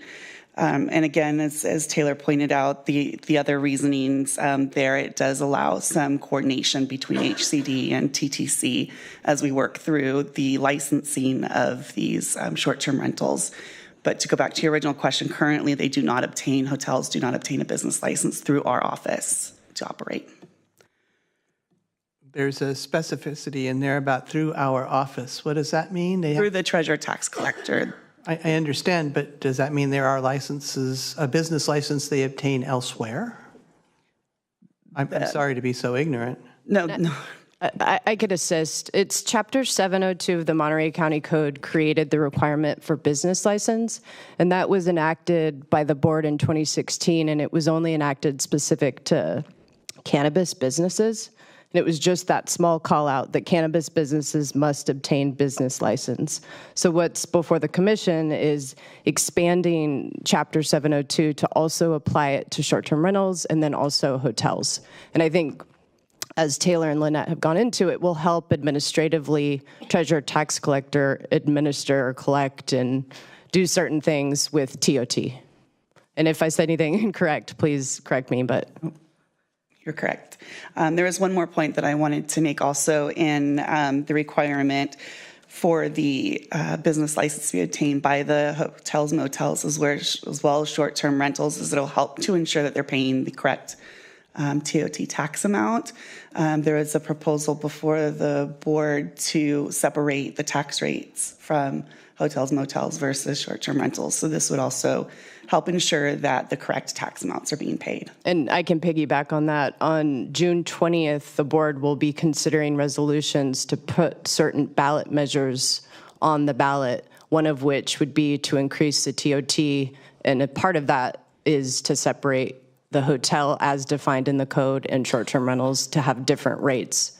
So it may happen, but the board will be considering that next Thursday.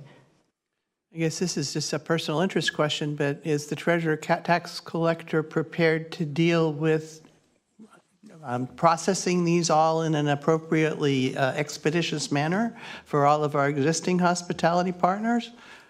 Yes. So this is not something that they're going to be struggling through for the next year and having to put on the list of their many other licenses that they have to do. It's going to be easy for them, right? Correct. Okay. Commissioner Daniels. So I'm just curious in terms of a business license, and this might not be for your office to answer, but a hotel, I'm assuming, has to obtain a business license already. Where did they obtain that business license from to operate? They don't. There's no business license requirement in the unincorporated area. In cities, they may require it, but for unincorporated currently, they don't have to obtain a business license. They have to obtain a TOT certificate, but that's different. So just through the chair, then this will be the only business license that a hotel has to obtain, as well as a STR? In the unincorporated. In the unincorporated area. Okay, thank you. That helps. So my understanding, this is addressing a long-standing issue in this case. This is taking this opportunity to fold in something that's been an issue previously? Is that where it comes from? It basically does help to combine the two departments' efforts in creating the ordinance and then creating some oversight and coordination between the two departments. The TOT certificate does, the operators do register with our office as a way of registering their property and then also paying the appropriate TOT tax.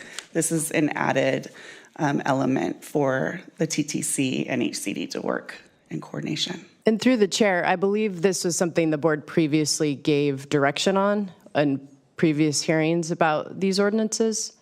Because when I read the ordinance, when I was reviewing it, I was like, whoa, we're going to start getting licensed from hotels. And I think staff let me know that the board gave direction on that previously.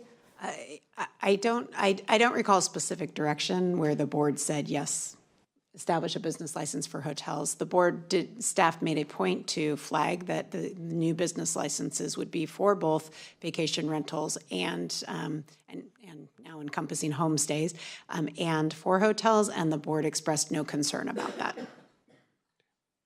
Okay, further comments, Commissioner Shaw?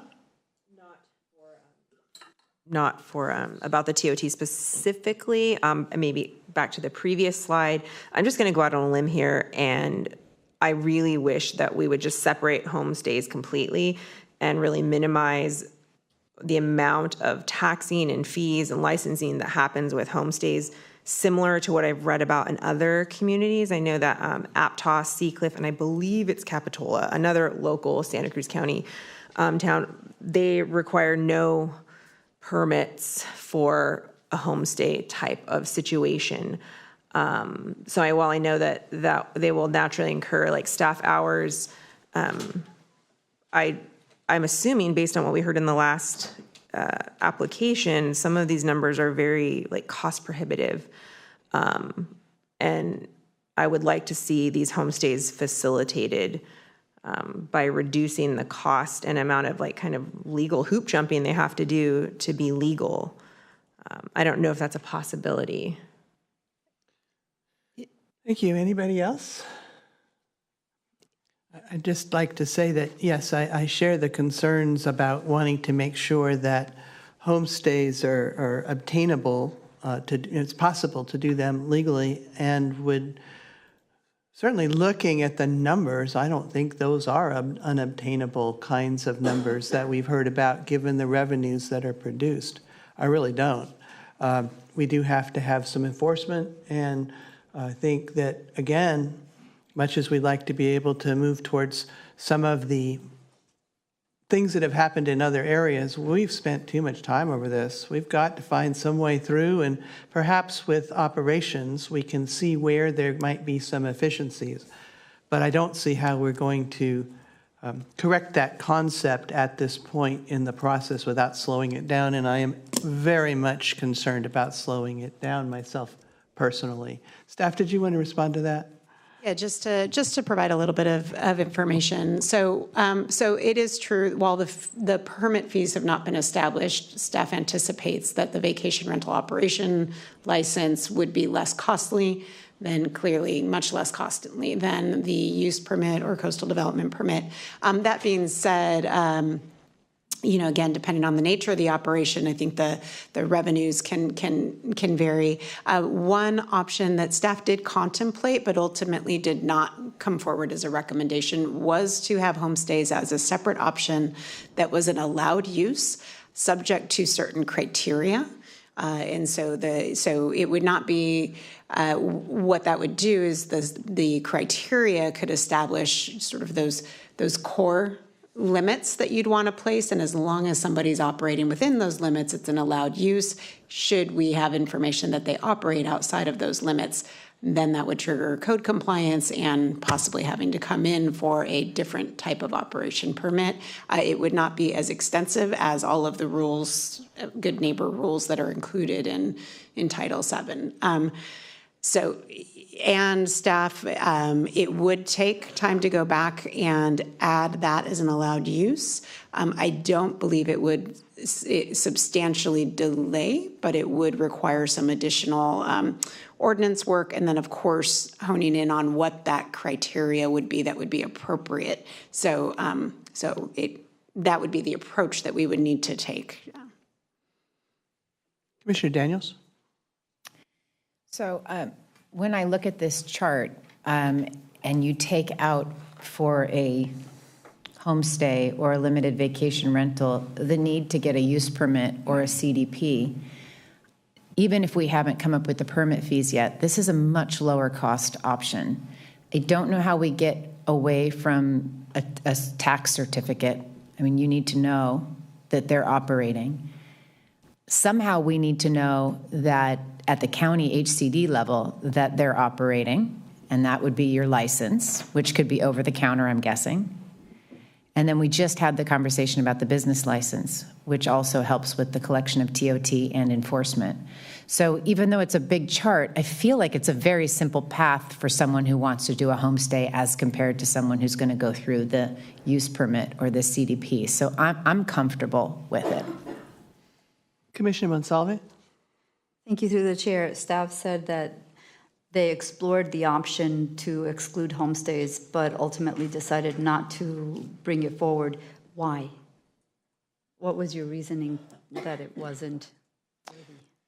So through the chair, just due to, as some of the commissioners have mentioned, the logistical requirements, as well as making sure that they're all being tracked effectively by HCD and also treasurer tax collector. And if I may, I think, while the board ultimately sets fees, and the board, from prior board direction, was they would like staff to look at cost recovery fees, I would also suggest that the commission, even if you don't want to suggest changes to the regulations as they're proposed, you could put forth other considerations to the board, such as, if there's different categories that you might think appropriate could be considered differently from a fees perspective, or I don't know what that would be, but there are other ways as well if you'd like to convey some of that. And the other thing I would say is we really are trying to set up the vacation rental operation license so that you one-time apply. That's a little hefty. And then we have a very streamlined renewal as long as nothing has changed. You haven't added a new bedroom or you haven't had a substantial shift in that would prompt it. Then it would be a very, very low cost, very simple renewal, just verifying that they're in compliance. So we do anticipate the recurring cost should be much lower as well.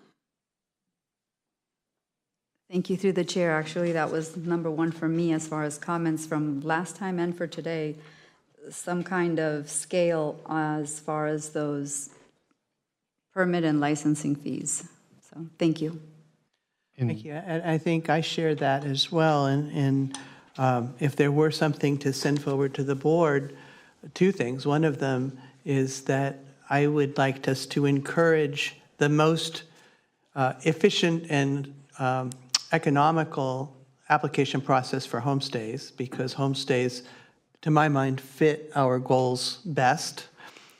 And even if that meant some kind of subsidy from the other portion of our licensing.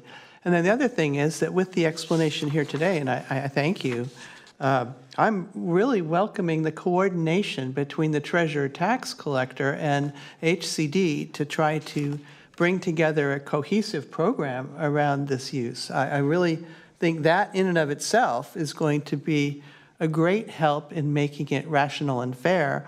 And if this is a tool that both sides feel will promote that, I am absolutely willing to support it. Again, I think Mr. Price has put up another slide here, but let's be clear that we're not talking about the same kind of permitting here. We're not, all permits don't cost the same amount, and there is the ability to set permit fees depending on how hard it is, and if you have a sensible, rational, repeatable process that has good guidelines, then that takes less staff time, and the recoverable costs are subsequently less. So I guess my hope would be that we would continue to encourage when it goes forward to the board that we look at all the ways to facilitate homestays, and that would include economic, but that I would, based on this discussion and what I've come to understand about it, would be supportive of the approach that has been outlined myself. Commissioner Gomez, did you want to? I just wanted to say that I concur. I think it's the right thing to do. I think there is a requirement for enforcement across the board, and we got to figure out how to pay for it. Yeah, it's paying for that enforcement. That's always been a real problem for us. Commissioners, are we at a point where you would like to have some clarity, or you would like to talk a little bit more about this? Or through the chair, I think we're good to move to the fees slide, if that's okay. So if there's no more questions, is there anyone who has concerns or objections to the proposal that's before us in the draft ordinance as of today? Seeing none, I'm going to go ahead and call that consensus and ask Mr. Price to move us along. And I would note that I think we're down to the last couple of bullet points on his discussion, and hope that that's a good sign that we can finish in good time here. Mr. Price? And I would just like to state clearly, so staff understood that that last point was there's consensus from the commission to look at approaches to make sure we streamline the permit process and cost to as effectively not changing the regulations, but through the process and fees, with a focus on keeping homestays in particular as well, lower cost if possible. Does that sound right to everyone? Yes, I think you have consensus on that. Thank you. Regulatory and user fees are based on the estimated reasonable cost of providing these services or performing these activities related to satisfying the requirements in Monterey County Code. Fees are additionally designed to satisfy the board's direction given on May 25th, 2021, that staff pursue a full cost recovery option when setting fees. The permit fees for vacation rentals are uniform fees. These fees are based on the amount of staff time that it takes to process either the coastal development permit for commercial vacation rentals and the vacation rental operation license for commercial, limited, and homestays. Staff believes that this is a reasonable estimation of time that it would take to process the use permit or coastal development permit for commercial vacation rentals, and a reasonable estimate for the vacation rental operation license. Staff will now pause for commissioner questions and input before moving to the next section. Before we proceed, this is for land use permits, which would be only required in the event of a commercial vacation rental, or they're not required for a limited vacation rental. Is that correct? Through the chair, that is correct. And they're also not required for homestays. All right. Thank you. Commissioners? No questions, comments? I think we kind of covered it a little in our last discussion, perhaps. Is there any objection to what staff is proposing at this time? Seeing none, we're going to call that consensus and move along. Staff has developed maps to review with the commission if the commission so desires on vacation rentals, and also various comments on the residential zoning districts in various land use plan areas of the county. Commissioner Daniels? Yes, I would just love to, if the map is a tool for doing that, review where commercial vacation rentals would be allowed in the Carmel Valley Master Plan area, and in the Carmel Area Land Use Plan, and in North County. I believe those are the areas we've heard most about.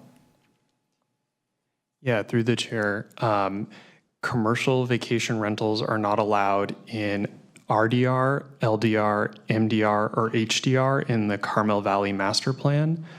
They're not allowed in LDR in the Carmel Area Land Use Plan, and commercial vacation rentals are not allowed in the Big Sur Coast Land Use Plan area.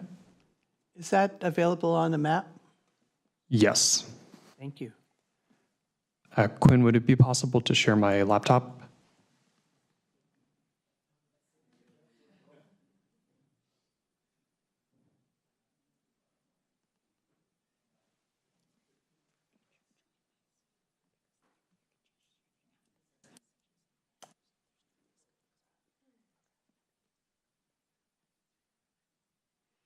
And just for reference, the purple dots are? Yes, and I was just going to try to, apologies to the chair, I was just going to try to zoom in a bit more before starting to review, but the purple pinkish dots are the vacation rentals included in the draft environmental impact report and the final environmental impact report, of which there were 825.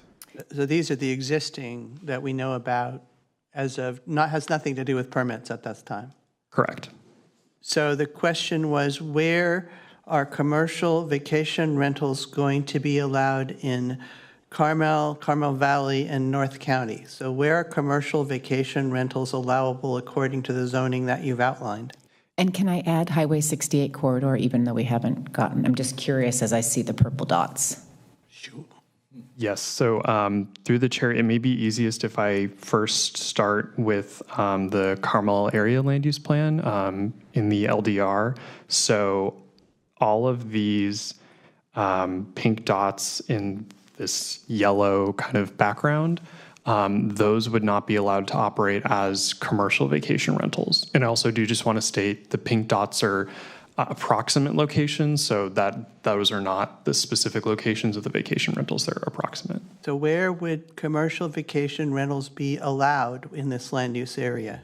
So commercial vacation rentals would be allowed in, so these three right here, and then all of these, and I know it's kind of hard to see, but this area circumscribed right here. So that would be where commercial vacation rentals would be allowed in the Carmel Area Land Use Plan. that clear to everybody? Okay. So the yellow is where they wouldn't be allowed. That is correct. Okay, thank you. And then for the Carmel Valley master plan, let me just switch on another layer. So the Carmel Valley master plan area is the pink. So anything that is just the pink is where commercial vacation rentals would be allowed.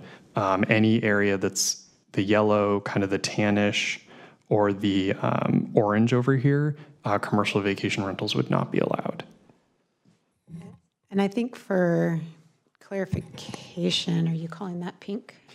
Yes. So what I see as more of the purple is what Mr. Price is referring to. Yeah, where he's hovering. So depending on how you see colors, and to me, what I see as more pink, those upper spots, those would, that Mr. Price sees as tan, that color would not be allowed. But the purple or pink, as Mr. Price sees them, would be allowed. Commissioner Mendoza? How was that determination made in reference to where they're allowed and where they're not allowed? I mean, it just seems like it's a little confusing in reference to the map that we're being shown here. Those are zoning districts, right? Yeah. So there was strong public sentiment and that we heard and comment through the environmental review process. Strongly desiring to have and making a case for prohibiting commercial short-term rentals in residential zones in the Carmel Valley Master Plan. So those residential zones include low-density, medium, high, and rural residential zones. So that would leave the other zones in the Carmel Valley Master Plan, which are the commercial zones, visitor serving zones, and agricultural zoned properties that could still have vacation rentals. So those colors coordinate to those different zone types. Thank you.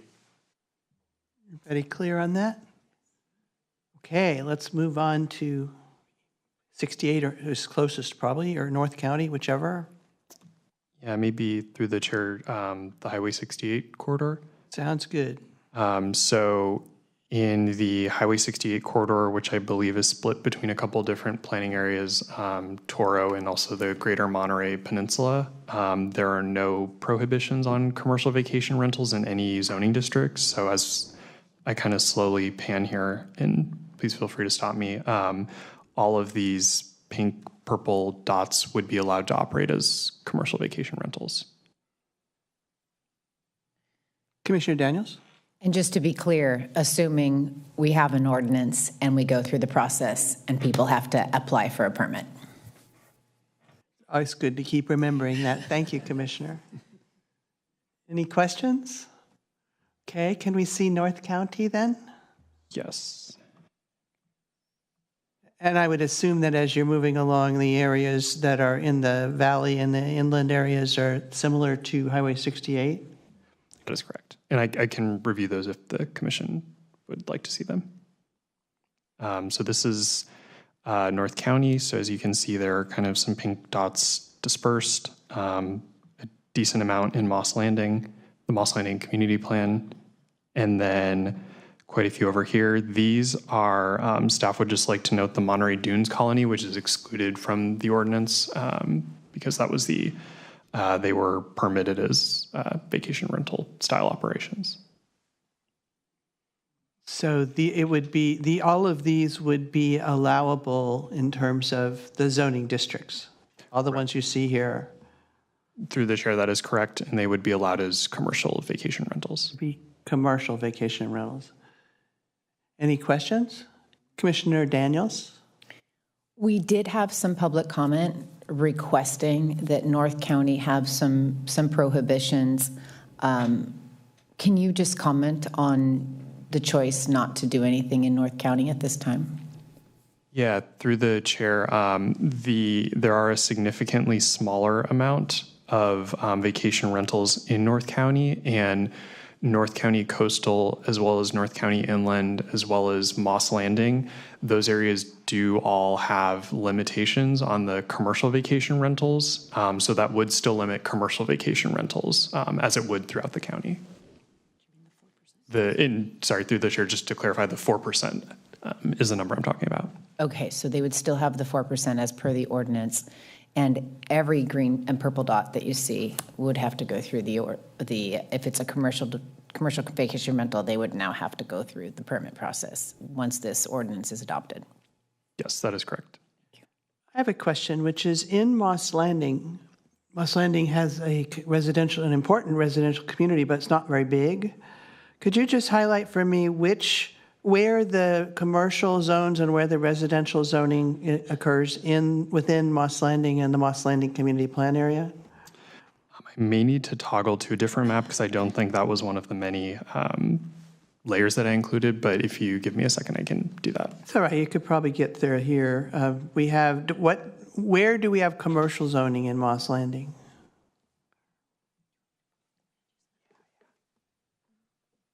One second, we're just gonna pull up the land use map.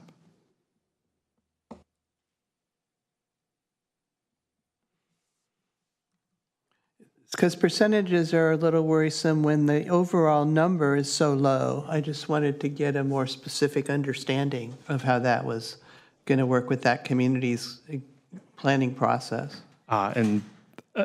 Through the chair, I know it's not on the mapping application, but this is the land use plan for the Moss Landing community plan. So the residential in this map are the yellow and orange, so kind of the yellow and orange in here. And then the commercial it's kind of hard to see, but it's the not purple here, but kind of the magenta maybe. I don't know what color that is exactly, but kind of the more reddish purple in this area right here and along here. So looking at this, given the extremely limited amount of residentially zoned property within Moss Landing, I would prefer to see that commercial vacation rentals would not be allowed within the residential zoning within Moss Landing. I just don't think there are enough houses there to support it myself. So I would recommend seeing if we could just say within the Moss Landing community plan area, residential zoning areas, you couldn't have a commercial vacation rental. Now, if somebody wants to do a homestay or limited, it seems to me very compatible, but there's just too little here. There's just too little here. I don't know if that's just me personally. Commissioner Gomez? How many existing, I guess, dots do we have in the residential area now that you've identified, I guess? Back to map A. Yeah, let me just move to, and I actually, if I can pull up really quickly the FEIR, I can give you the exact number that was included, because unfortunately I'm not remembering that off the top of my head. Would you be willing to deal with approximate? Commissioner Gomez nods his head that approximate would be okay. Let's go back to the map and look at the dots. I believe it's in the range of 10-ish, in between a little more than 10, a little less than 10, without having the number in front of me. Commissioner Shaw?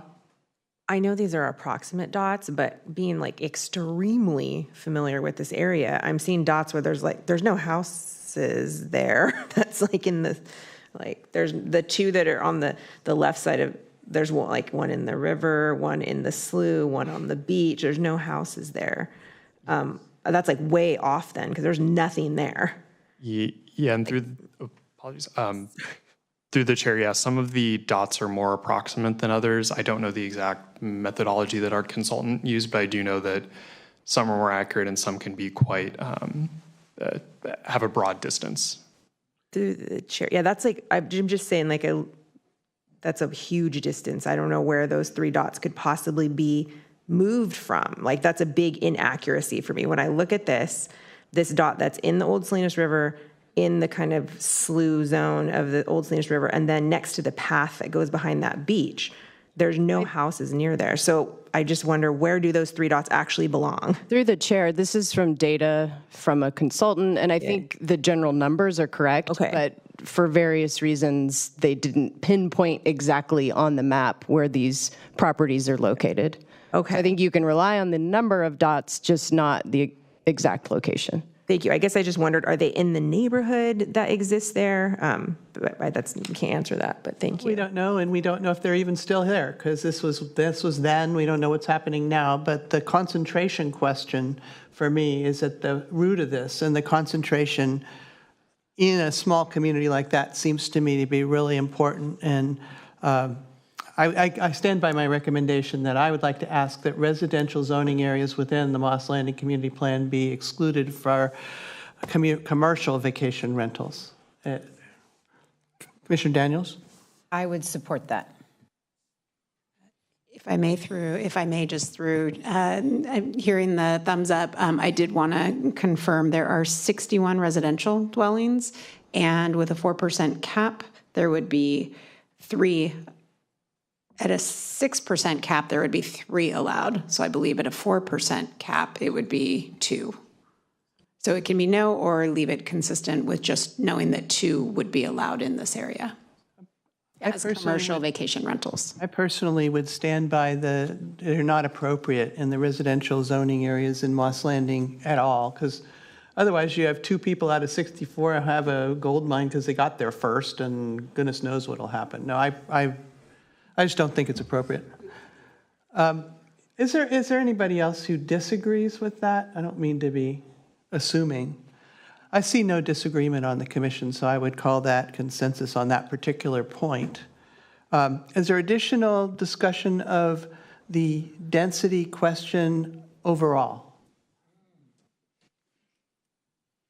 Commissioner Daniels?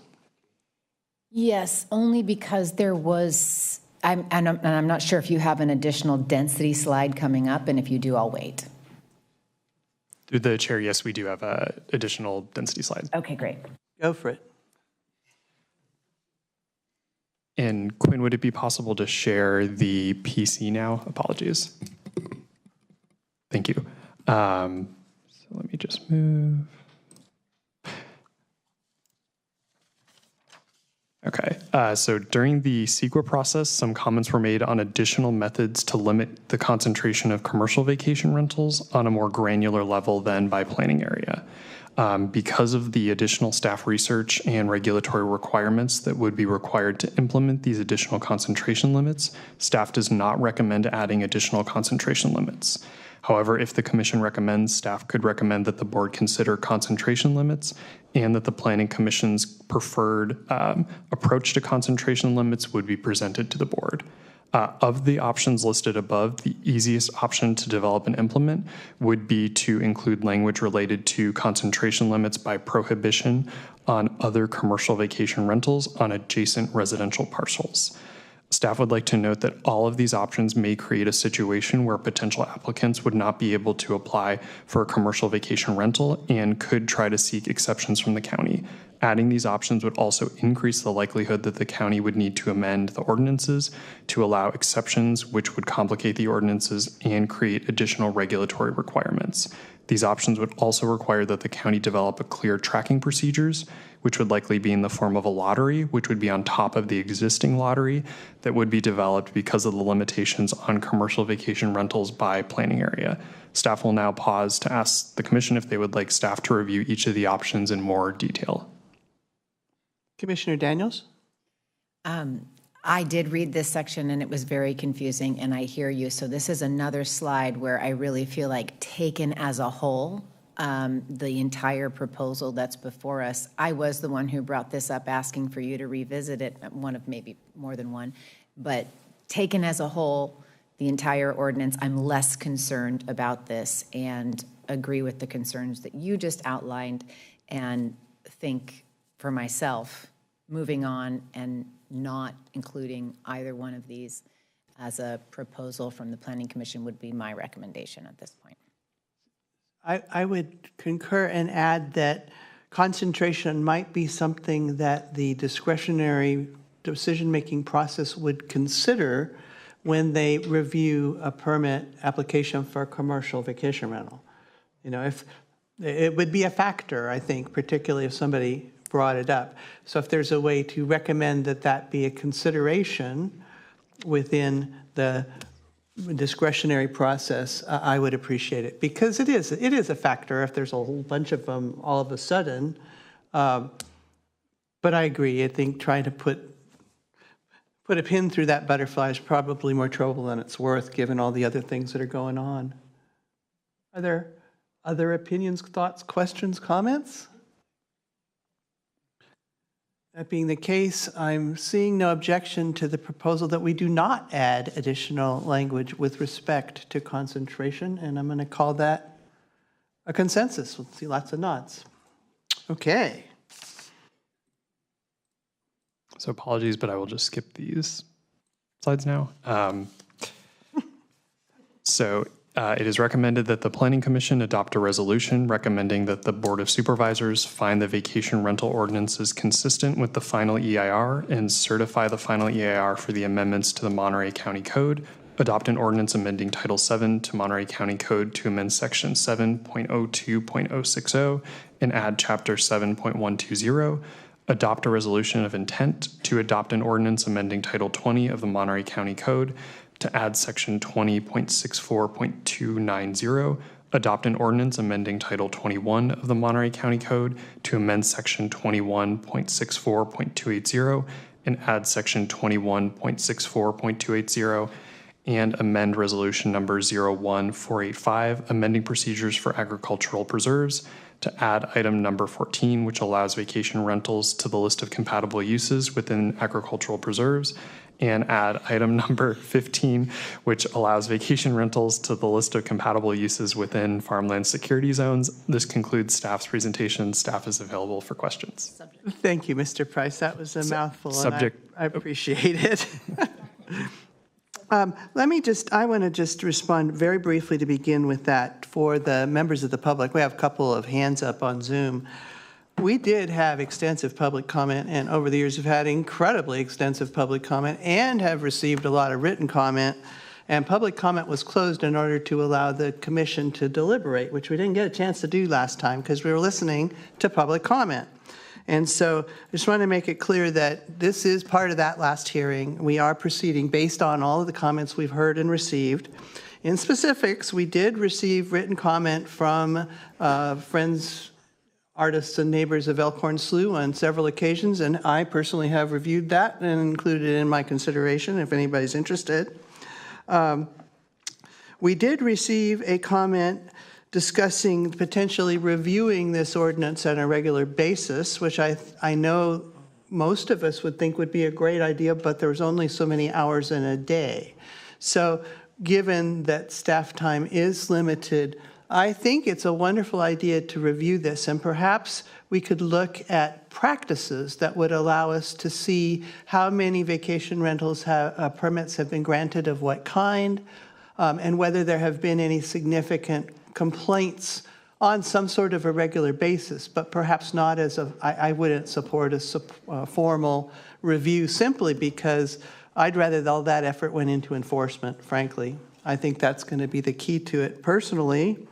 And I'm going to go back to a nitpick that I did way early, which is I'd really like to see commercial vacation rentals have a sign on the lawn with a number that says I have a commercial vacation rental and this is how you get hold of me, or this is my permit number, even if it's just a little sign, so people know and they're not wondering what the heck is going on in that particular location.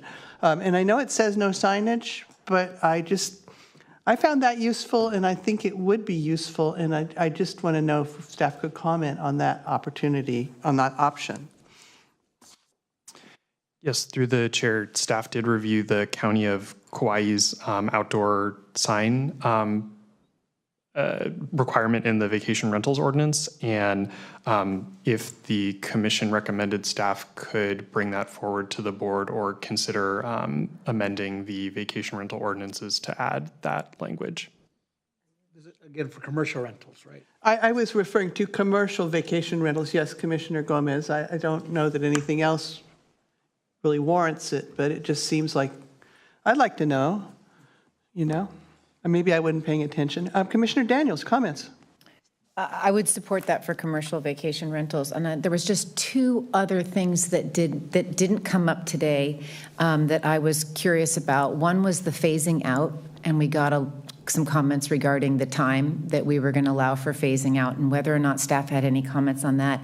And then the only other thing I don't feel like I've heard or was addressed is there any policy about the number of short-term rentals one operator can own, a commercial short-term rental? I mean, is there any policy about the number someone could have in Monterey County, or is that just a business opportunity that exists?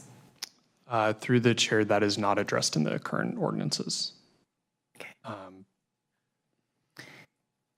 And so I guess when we're talking about commercial vacation rentals, then they'd be going through the process just like everybody else. And if no one here is interested in addressing that, I'd be fine with moving this forward as well. But the phasing out, I would love to hear.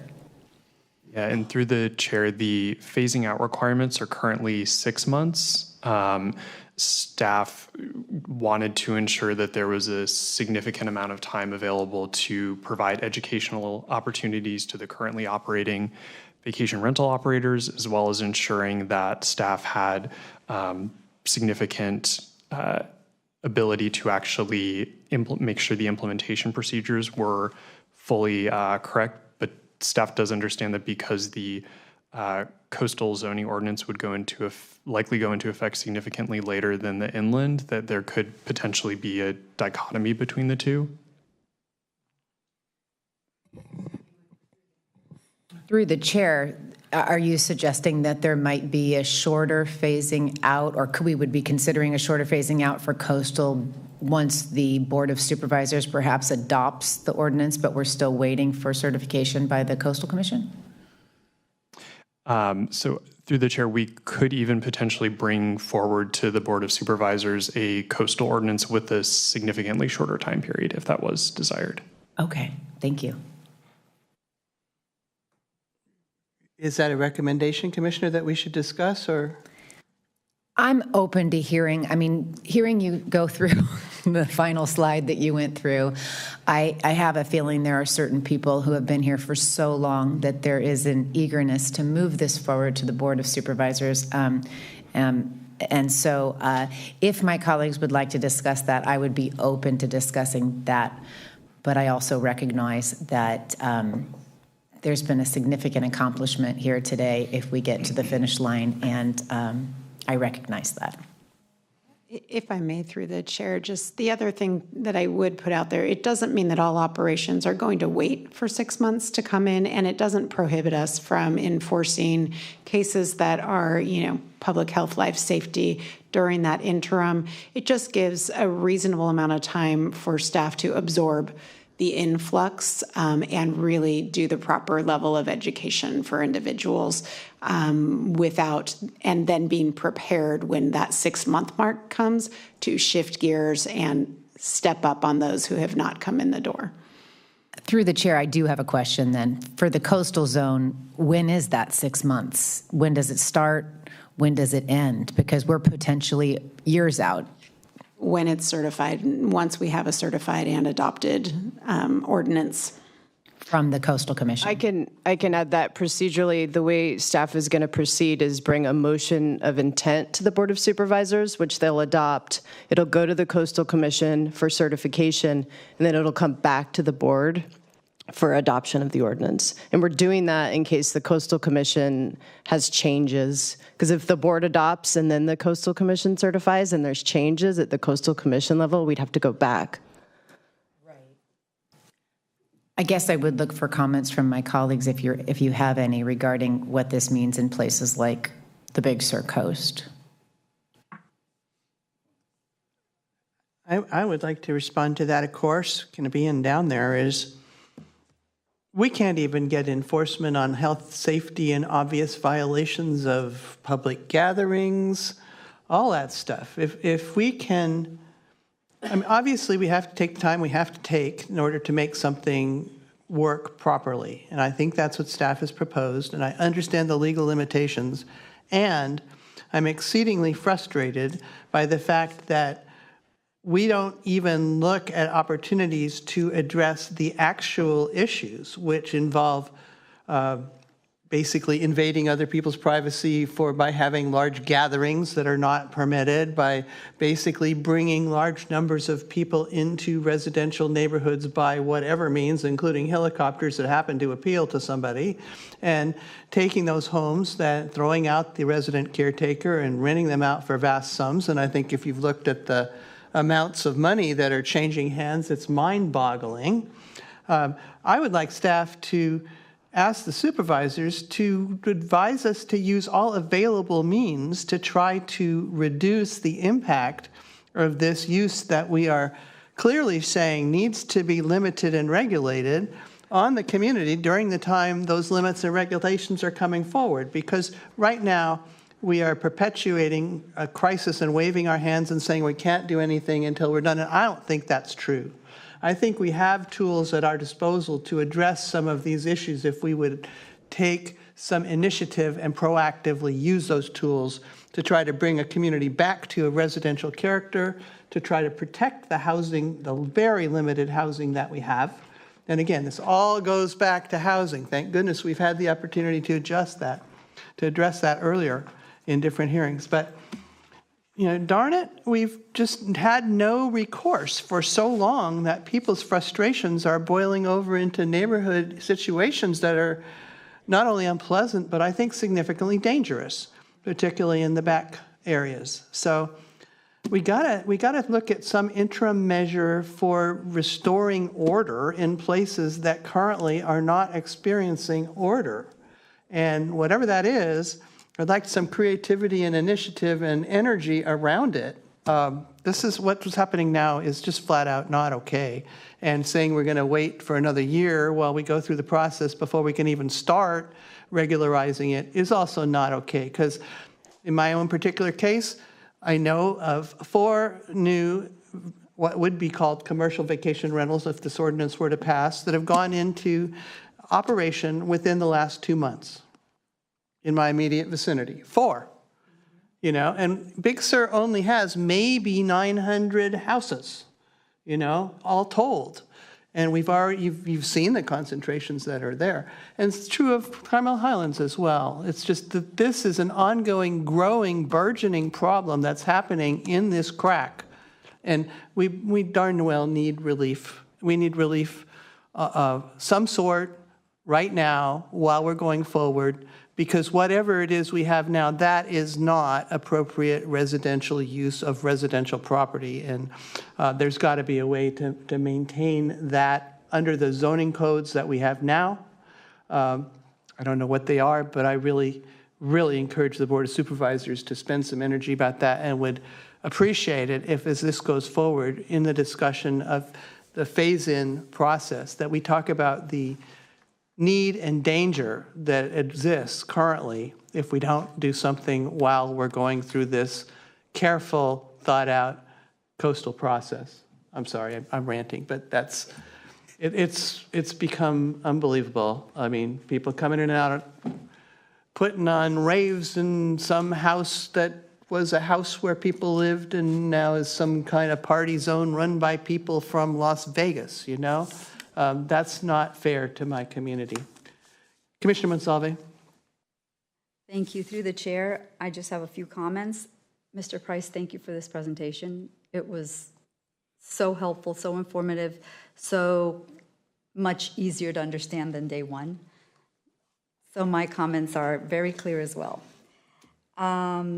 Vacation rental operation license, chapter 7.120, purpose. One of the purposes listed says to preserve the sense of security and safety in stable neighborhoods of owner-occupied residences. I don't know if we have the ability to edit that language, but I would think we'd want to preserve the sense of security and safety in stable neighborhoods of renters too, as opposed to just owner-occupied.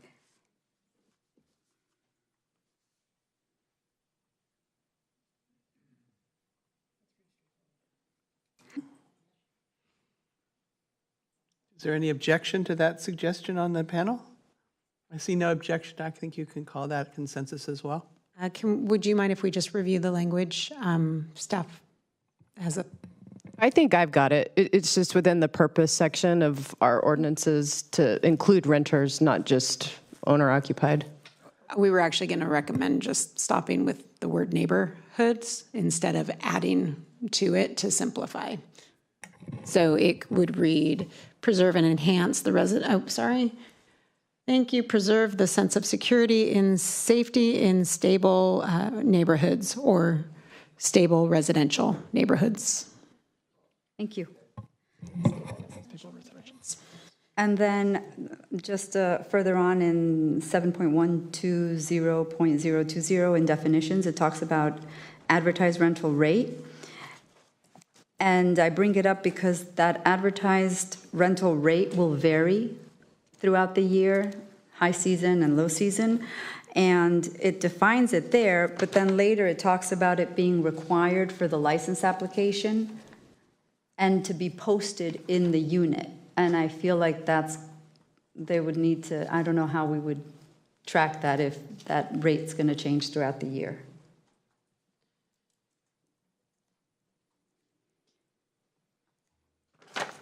Commissioner Roberts has a comment on that. I was just going to say, I think that's probably speaking to like when we're in a hotel room and you see the advertised rate is $200 to $2,000, and I expect that that's probably how that would be addressed with the business license. So the suggestion would be that we could modify the language that it's the range of rates. Wonderful. Thank you. And then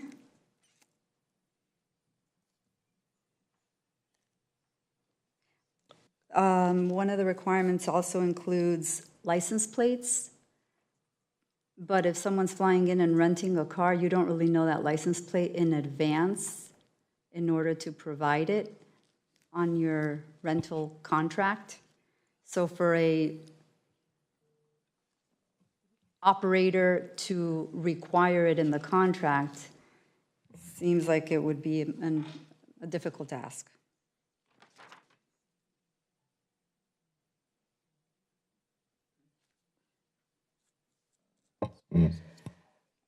Yeah, so I think staff could look at if there's a way to modify, but I think the intention would be if you know in advance, you provide it. Otherwise, once you land and you have a rental car, you then would provide it.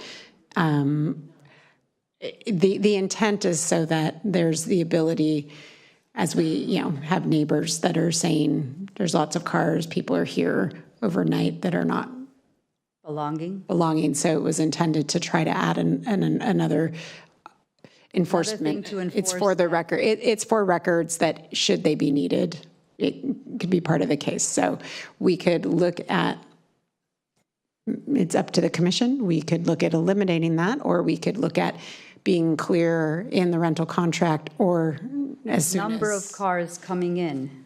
That's something you usually know in advance when you're booking a vacation rental. When I was in Kauai, we had to provide the license of the rental cars. You had to provide it when? When you made your reservation? No. This requires it. When we registered that we come in. When you got there, you provided. But this requires it in advance. And if in advance we want to require anything, we could require the number of cars coming in.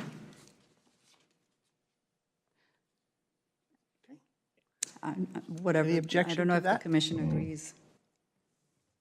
I see no objection to the adding language saying we should require and the number of cars the guests will be bringing somewhere. So are you recommending we eliminate asking for licenses, or we clarify the timing of when you provide the license plate information? Which would you prefer, Commissioner? I think that asking for license plates is overkill. I think if we know the number of cars to expect, then neighbors call in complaining that there's more cars than should be there, then that would be enough to cite a violation. Commissioner Mendoza? I don't think there's anything wrong with asking for the license plate or the number of cars, whether you provide them ahead of time or at the time you check in. I think for safety reasons, you kind of want to know who's there. So I mean, that's just kind of my opinion. It's just, I understand the fact about asking for them ahead of time is difficult in case there's a rental car that, you know, you don't know the license to, obviously.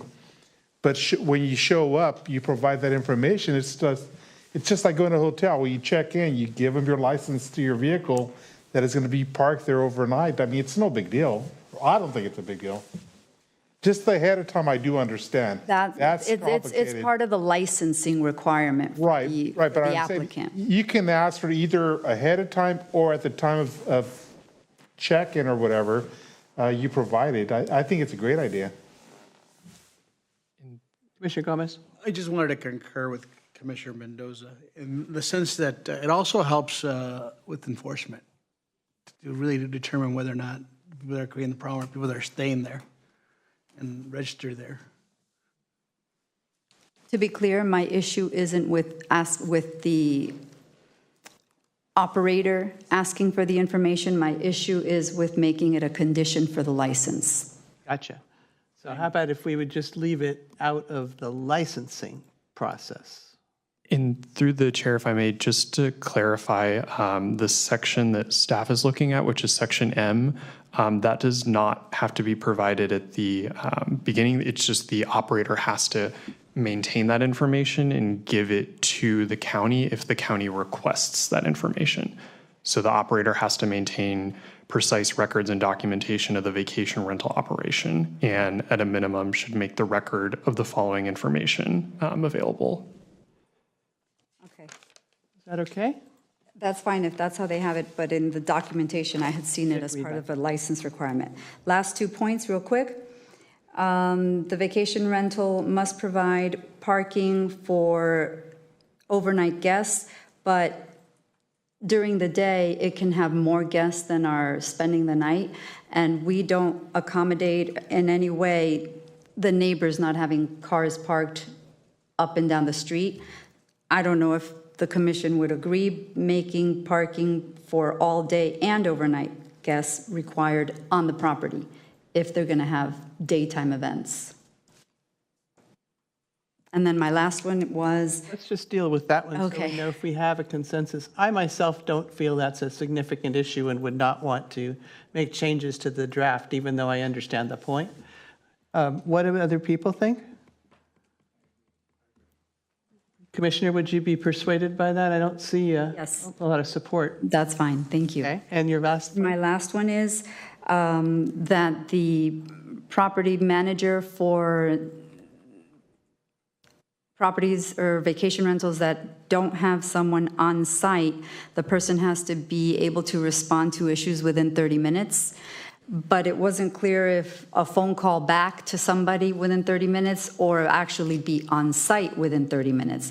And I would like it to be on site within 30 minutes because then it means that whoever that person is actually a local. But Interesting. Staff? Through the chair, section I of the ordinance, and actually, Quinn, would it be possible to share my laptop?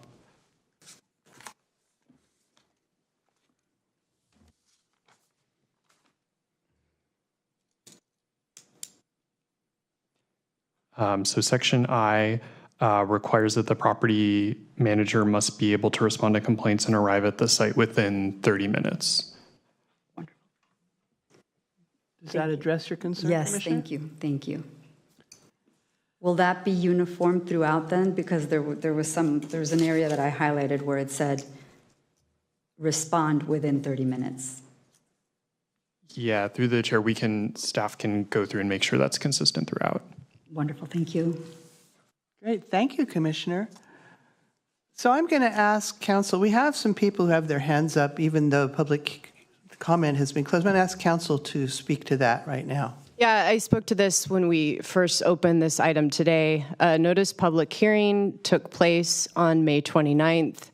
The hearing went on for quite some time, and we received comments. I don't have a number, but it was around probably 100 or so public comments. We took that in. The commission decided to close public comment and then come back to the commission for deliberation. At that time, we were close to 5 p.m., so you continued the hearing to today. And today, what's been occurring is the commission has been deliberating and getting questions answered from staff. And now I think we're to the point where the commission will make a motion and we'll move forward next to the Board of Supervisors. So for those with their hands raised, we won't be taking public comment today because that all occurred on May 29th. But your next appropriate public comment period will be for the Board of Supervisors, where we will present the ordinances and the outcome from this meeting today. So that would be the appropriate next time for public comment. And thank you for adding that, Melanie. For the public, do we have an idea of when that meeting will occur, depending on what the commission does? I don't want to presuppose, but I know you have a date reserved.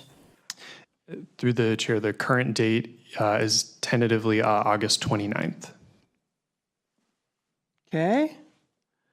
All right, anybody else would like to comment on this? Any further discussion? Commissioner Mendoza.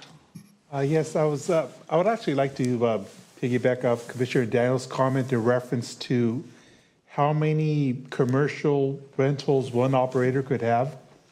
I think that's a subject that we should discuss for the reason that these areas where they're allowed, before you can turn into, you have 10 houses in a row that are commercial rentals. So how are we going to address that? You can get investment groups that come in and just buy up a whole block, and there went a lot of the houses that are, for our family. So there has to be a way to address that, because if I'm in the real estate business and next thing you know, guess what? Come on in. We have all these houses that you can get on as short or commercial rentals, and you're going to fill blocks and blocks of that. Now your residential areas are going to become, that type of environment. So I don't know. We need to have a way to limit the amount of investment groups can come in and how many they can have, or they need to be part of the community, live in the community, live in the county. We need to have a way to regulate it so that does not happen. We need to protect our residents and allow them a place where they can still live. I mean, I don't know if I'm coming across the proper way or what have you, but that's a real concern that you brought up. I really agree with you. I've also spent a lot of time thinking about this. In my neck of the woods, we're foiled by the fact that commercial interests have a lot of advisors and a lot of ideas. And whatever you put in place, they're going to find a way around. And the way I would immediately see around that is, we'll just incorporate as a different entity every time. And we'll put in one person who lives somewhere nearby in that particular board. Or, not that that's what they do, but you could. So I'm leery of saying anything about who somebody is when we're thinking about a permit, because that starts to feel to me as if they're different rules for different people. And I'm generally opposed to having different rules for different people. I think everybody ought to have the same rules.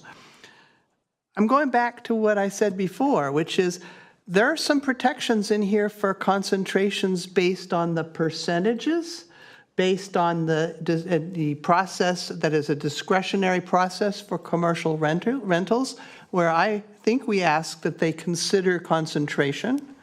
So, yeah, presumably some commercial interest could purchase 4% of the homes in any given area, incorporate them all under different names, rent them all, come in for permits for short-term. Yeah, they could probably do that. But my guess is they'll find a way to do it, even if we try to stop them.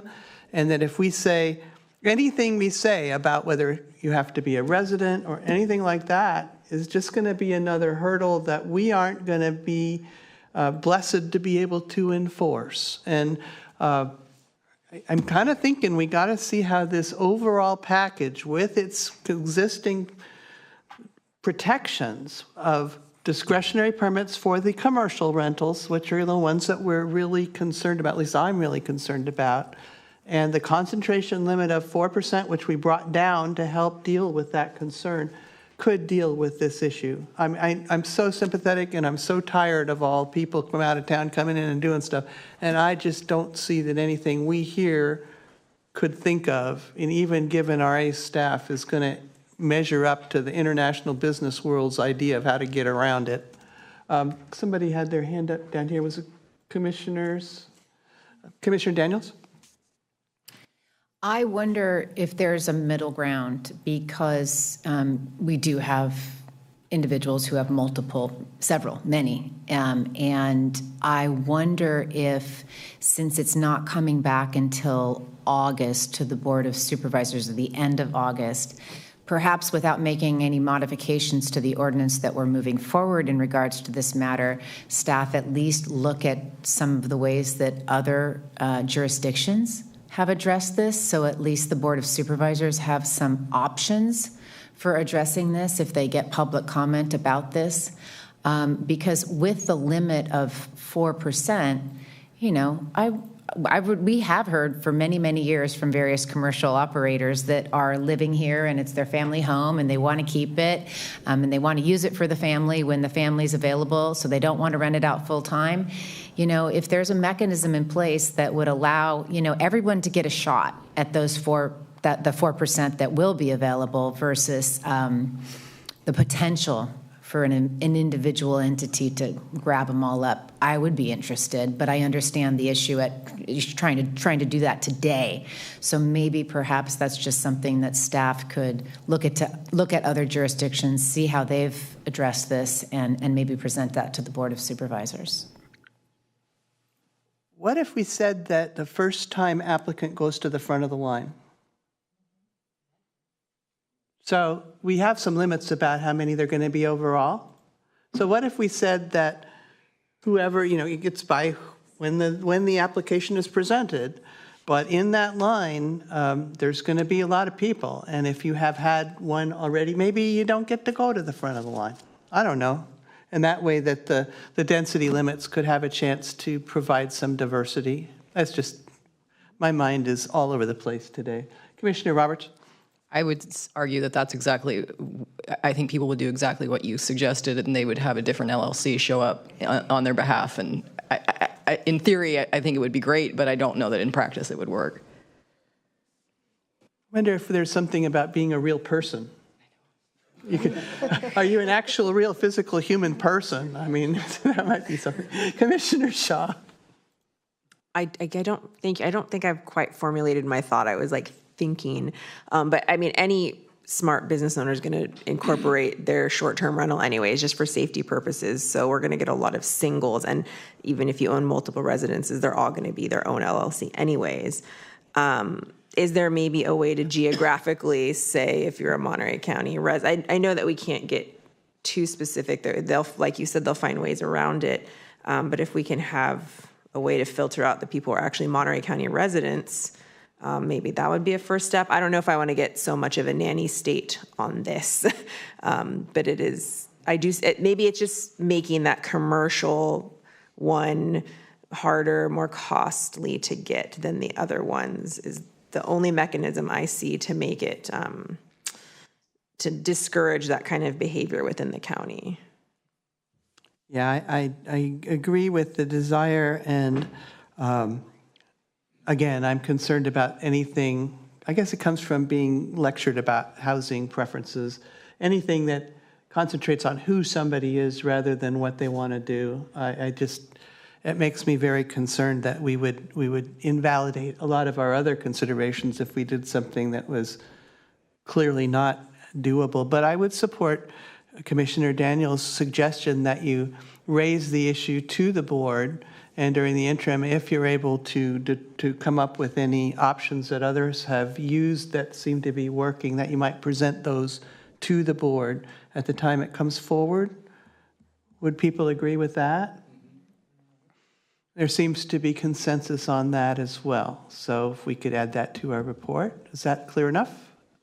Commissioner Gomez. Do we need a motion here, or? We do. If everybody's done saying what they want to say, we absolutely do need a motion. Would you like to be the person to make one?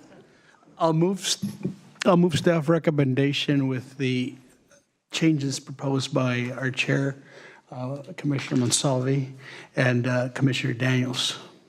So can I just suggest we broaden that to the changes that we've discussed today at this hearing, whatever, in case we missed some? Definitely. Okay. There's been a motion by Commissioner Gomez. Is there a second? Commissioner Getzelman, would you like to second that motion? I would love to second that motion, but I'd also like to just say thank you to Ms. Beretti and to Mr. Price, because I started this process way back when with Ms. Beretti. I don't know, it could have been 10 years ago, but that seems like such a long time. I just want to thank you for, I think the product that you produced was exactly what we need, and I want to thank you for that. Commissioner Gonzalez? Yeah, I just have a question in terms of process. I think I know the answer, but in terms of the public, in terms of the letters that were submitted, and what is the process that staff takes? Are those included in the packet that goes to the Board of Supervisors on, I guess, August 29 or whenever that is? And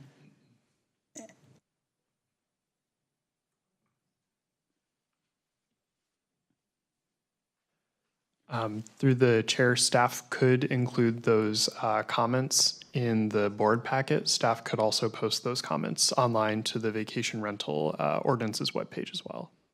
okay, and if I may, and if some of the individuals that are in Zoom, and I guess they could be in Zoom again at that time that it goes to the board, but if they can't, would they be able to submit any letters between now and then so that they can be included in that package?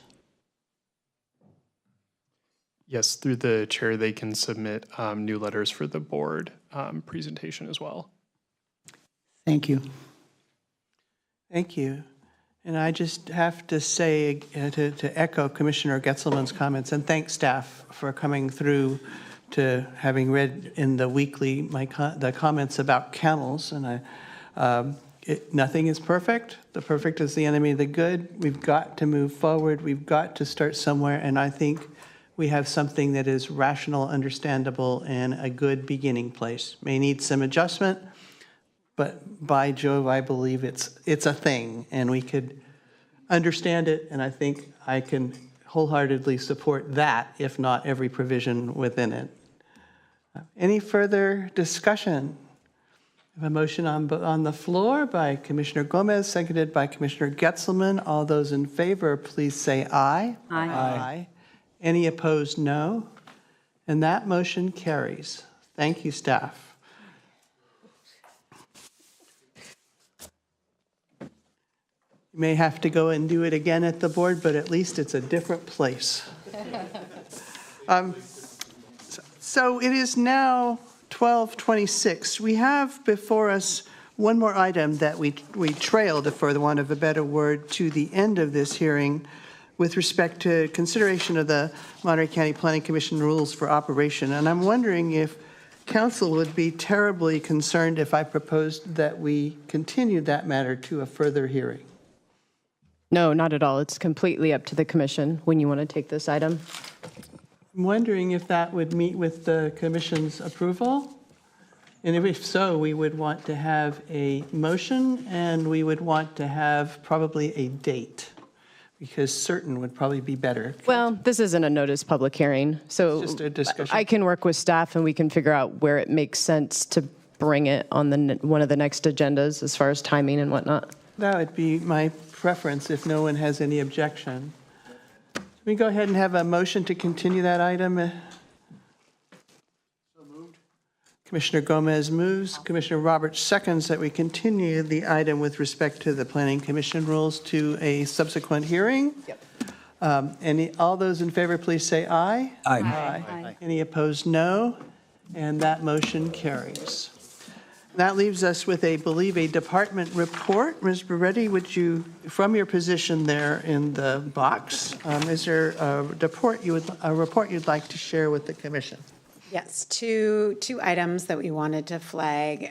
The first is that, we wanted to follow up on research that Commissioner Roberts had requested at a prior meeting regarding signs at the corner of Highway 68 and Corral de Tierra.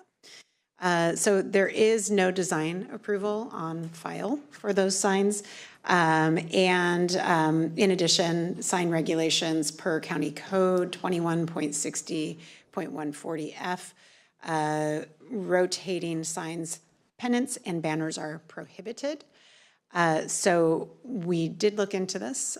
Should there be the desire, we could forward to code compliance to send a courtesy letter to the individual. If they were to be removed, there typically would not be, just in response, there typically would not be associated penalties or fees that would come with that. Through the chair, I would actually appreciate that. I don't hope to penalize the property owner, I think, but a courtesy notice would be appreciated, at least by the residents who have brought it up to me. Okay. Noted. And then the other item that I noted, thank you. There's my notes. So I did want to follow up. You, as a planning commission, staff really wants to thank you. You spent a laborious amount of time and thought on the housing element. And you led us from here to the board in very good, clear condition.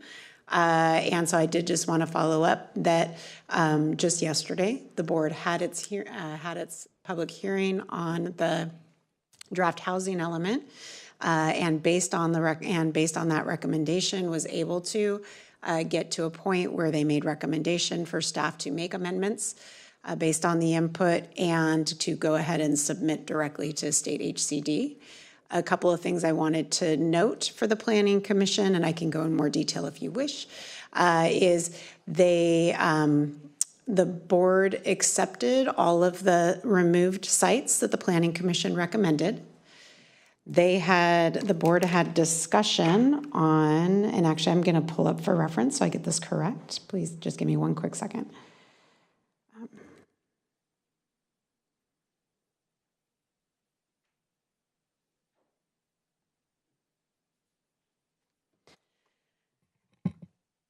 Okay, so that was the concurrence. They evaluated the sites that were forwarded to them, and of those sites that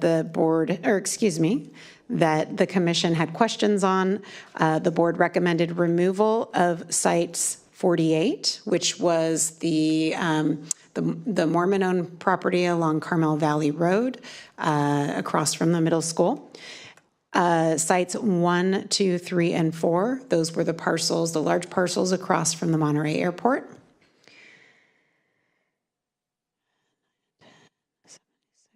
So of the maybe sites, those were the ones that were recommended for removal. The others were recommended to keep in. In addition, there was additional comment that came in requesting that, and the board directed to look into sites, possibility for adding additional sites. There were sites submitted for Pajaro and one in Las Lomas. And then the City of Marina submitted a recommendation of another site outside of City Marina. They were hoping that would be in place of number 13, but we will explore that site. And then there were 3 additional sites in Carmel Valley that there's developer interest in, and they also requested to be added. So the direction that the board gave was that staff evaluate those sites that were requested, vet them, and if appropriate, to add them as well to the housing element. So staff will take those recommendations, and then we will move forward with updating the document and submitting to state HCD for their first review. Just a reminder, once we get state HCD review, we will also have another iterative process to see the next iteration of the draft. Staff does intend to make available the draft publicly for 7 days prior to submittal, just so the public can see what we're going to be submitting, but we won't be accepting additional public comment at that time. And the board did request that we come back in August to give them a status update. We are currently tentatively reserved time on August 20th for that update. That's it? You haven't done anything else? Dun, dun, dun. Commissioner Daniels. Just one question about sites that were removed. A comment was made yesterday about the builder's remedy. Can you answer for me, even if it's the builder's remedy, is there still a CEQA process? Yes, so a project that would apply through builder's remedy, that process limits the ability for jurisdictions to change rules, to apply subjective standards, and limits how many public hearings, among other things. But in general, it does not remove the requirement to go through the environmental analysis process and respond to that. So that process remains intact. Okay. Commissioner Shaw. Thank you. Of course, and I can maybe get this from you after. Of course, I'm going to want to know the locations of the two in my district, please. Yes, and there are actually 6 that were suggested. So happy to talk and let you know what those are. Thank you. I'm sure everybody will be pleased to learn about all of this. I want to thank the commission for sitting through all this and being so diligent. I've been on the commission a long time, and we've had better attention, participation, and just actually being here, being involved through this arduous last few weeks than I've seen in years. I really appreciate it, and I just want to thank everyone here and let the public know that these are basically volunteers trying to do your work for you, and you ought to thank your representative when you get the chance. I'll just piggyback too. You all have made such good suggestions that you've made things much easier at the board because they've been parsed down, and it helps move the process forward. Thank you.